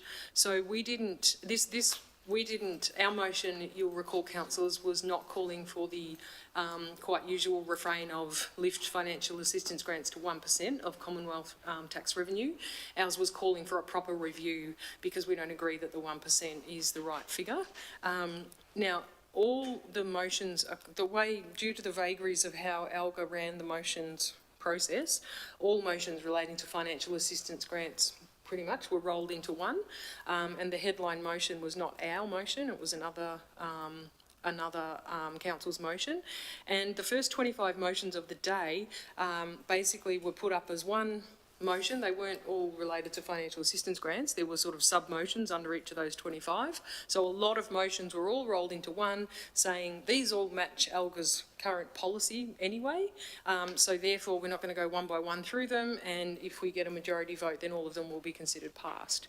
So they did that and it was suddenly all passed, and our attempt to separate our different motion around a proper review of the percentage was not successful because we moved on to motion number 26 before anybody got a chance to blink. Is that a fair assessment of what happened, Mr Mayor? Well, it's not unsuccessful, it's just that we weren't afforded the opportunity, the way the agenda was structured, to actually, to be quite frank, that they did change that format, because in the first instance they didn't allow, it has been normal practice in the past that if a council that had submitted a motion wanted to actually have it argued separately, you're allowed to take it out. and then argue it separately. In this case, they seem to collate them, arguing that, there was, I guess in 10 points of agreement, it was in there. So fundamentally, there was a number of motions that had, I suppose, a fundamental objective, which they deemed didn't warrant the separation of the agenda. We did actually ask ours to be argued separately, and we tried to make that point. We raised it with the deputy, the deputy president, which is Matt Burnett. So he attempted to actually have it brought out, but they said no, they'd agreed that they were going to roll the substantive motions through with the headline motion. So at the end of the day, all of the motions relating to financial assistance grants fundamentally would have a scope now that basically says that at the worst it would be at least 1% of total taxation, and at best it would be our motion that said let's have the Productivity Commission actually examine a more appropriate way of allocating the financial assistance grants. And I think, to be quite frank with you, there was going on the motion from last year. I think there is a bigger, I suppose you'd say, belief, or a greater belief now amongst the majority of councils that, we've had subsequent speakers at the conference subsequent to the debates that have said 1% won't catch us up anyhow, so why you keep asking for it? And I think it's kind of very political because, and I think the Federal Labor Conference last week might have, I haven't seen the result, but there was some discussion about potentially some change to financial assistance grants. I'm not saying it agreed with us or disagreed with 1%, but I think the fact is that local government keeps talking about a substantial increase from where it's at, and what that looks like could be a number of things. So, anyway, that's an observation. Yep. Thanks, Mayor. So on to highlights from the National General Assembly speakers. Minister Catherine King spoke. She spoke mostly to the grant programs that were available through the federal government. The ALGA president spoke. One of her refrains through both days actually was to encourage councils to speak to our local members about our financial assistance grants, what we spend those on, the projects we spend those on, invite them to launches, have them involved so that they understand the importance of financial assistance grants. Sometimes with operational grants, which sort of get allocated in amongst the box of, income for councils, it's hard for the federal government to see what we actually spend financial assistance grants on. So she was sort of saying that, if we're asking for more, we need to thank them and we need to show them what benefits are being obtained from them. So that point is something that she makes each year. The Leader of the Opposition, Peter Dutton, spoke. Similar to Darren Chester the day before, he spoke about councils really need funding certainty from federal government, that's critical. Nick Moratis, the CEO of the Foundation for Young Australians, introduced or spoke to the Young Mayors program, which is a really interesting pilot that's underway across Australia, including 2 councils in Queensland so far, Mackay and somewhere else, Councillor Daniels, I can't recall, that's okay. So it's interesting because it's not a youth council, the method of electing the youth councillors is actually through the Electoral Commission of Queensland, who conduct a proper election with their peers to elect the young people to the youth councillor position. So it's an interesting pilot for us to watch. Saul Griffiths spoke, a very fascinating keynote speech around electrification and affordability. So we need to electrify in all our households, is what he was speaking to, in order to meet emissions reductions objectives, but not everybody can afford to electrify, and it's a large percentage of people can afford to change their homes and cars and everything over to electric, and therefore this is sort of a bit of a forgotten part of the puzzle to get to any sort of targets around emissions reductions. And he also had some interesting comments around getting back to value adding with metallurgy, and not just digging up minerals and exporting them out, but value adding to them through like we used to around metallurgy. So that was the National General Assembly, and then on the last day, I sort of found myself wishing that it had been on the first day, because it was a really joyful day, the reinstatement of the Australian Council of Local Government after 10 years or so. But there were a few people missing. You sort of lose people on the last day a bit, particularly towards the end of the last day. But Christy McBain, our local government minister in the federal government, had encouraged and successfully attracted a very wide range, impressive range of ministers, including the Prime Minister, to come along to the Australian Council of Local Government. So it was a bit of an exciting day if you're a bit of a junkie for these things, as I am. So Christy McBain spoke again. Anthony Albanese, the Prime Minister, spoke. He talked about local government and support for local government being at the heart of his government, and spoke about that. It was reminded everybody that it was the Whitlam government that introduced financial assistance grants in the first place. And he also announced a couple of things during his speech. One was to bring forward a prepayment of this year's now financial assistance grant, 100% of the grant to an early payment last financial year. And the other thing that he announced was in relation to a grant program around environmental. It got covered later on in the session as well. So there was a grant program that was a new community energy grant, community energy upgrades grant was announced. I think that covers most of there were other speakers. I won't run through the list. It was about 10 or 12 ministers that were there. Minister Catherine King, Minister Stephen Jones, Assistant Treasurer and Minister for Financial Services, Minister Chris Bowen, Minister for Climate Change and Energy, Minister Ed Husick, Minister for Industry and Science, Minister Don Farrell, Minister for Trade and Tourism, Special Minister of State, Minister Julie Collins, Housing, Homelessness, Small Business, Minister Jason Clare, Education, Minister Patrick Gorman, Assistant Minister to the Prime Minister. He was funny. He was got a bit of a laugh out of the crowd, and Senator Murray Watt, Senator Emma McBride, Bill Shorten, Minister for the NDIS. A very long list of ministers came along, and we're very grateful to Christy McBain for arranging such a day, and look forward to future Australian Council for Local Government meetings in coming years. Thank you, Mayor. Thank you. Team, what do you think? Is that an accurate reflection of the conference? I think that's pretty good. Anything to add, councillors that attended? Yeah.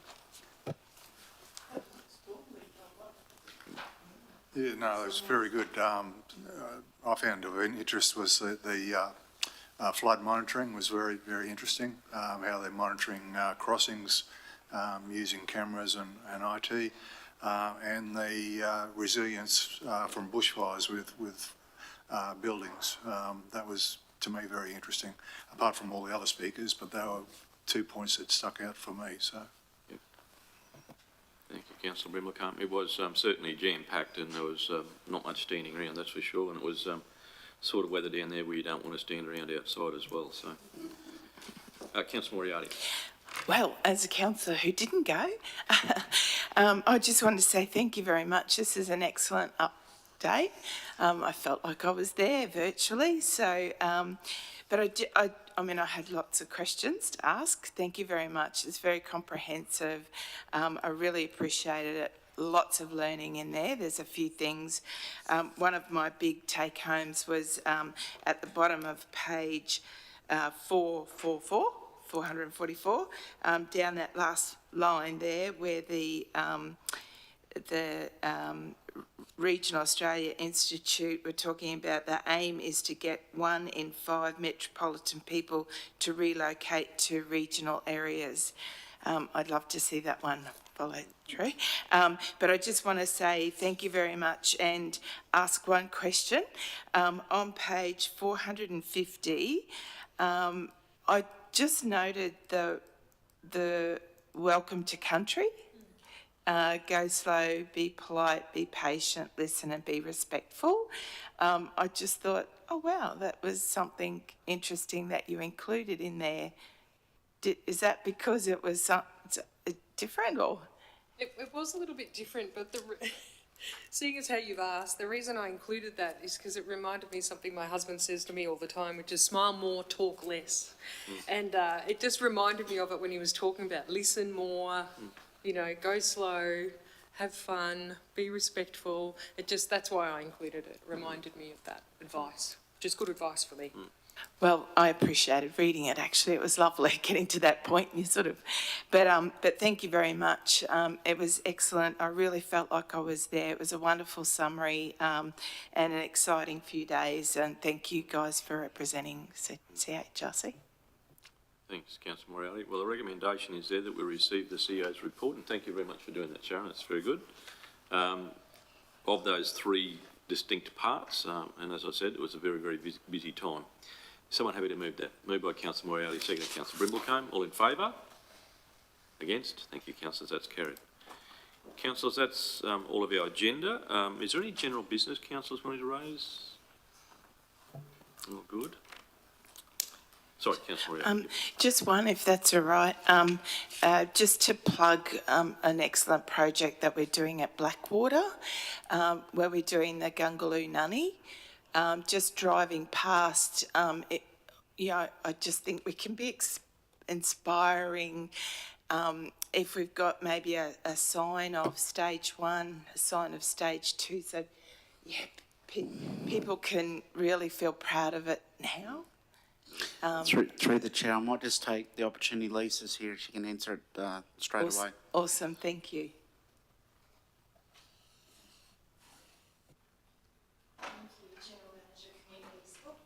My apologies.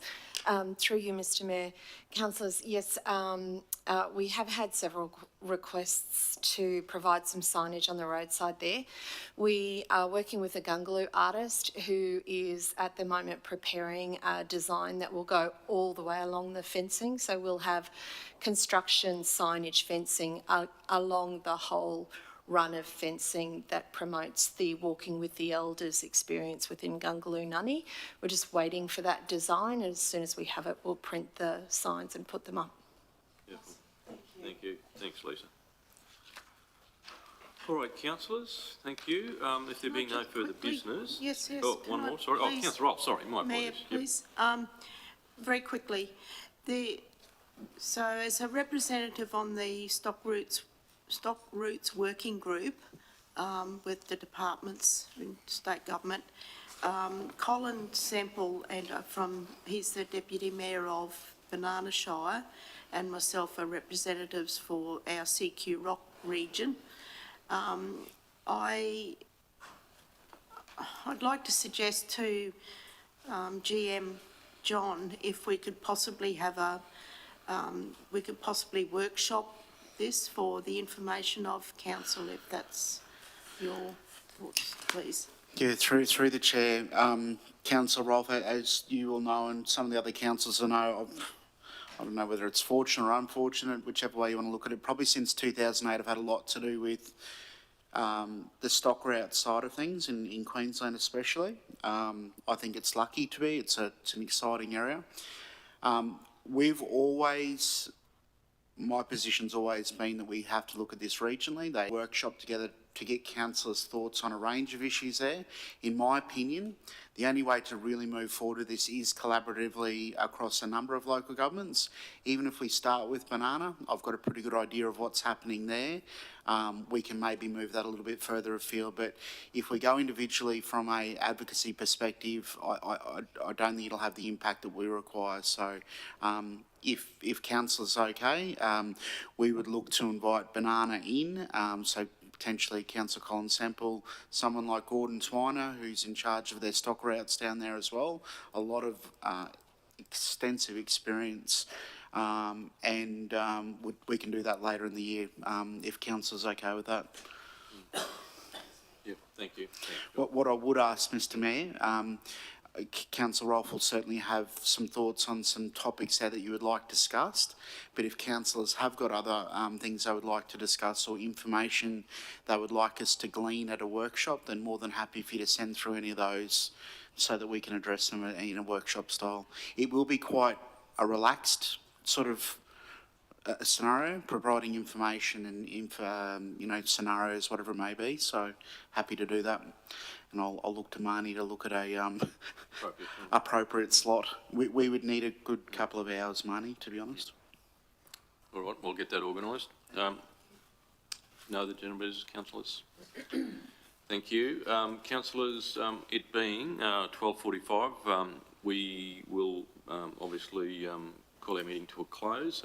Lunch will be served here. I think at 1:30 is the next workshop, and that'll be next door.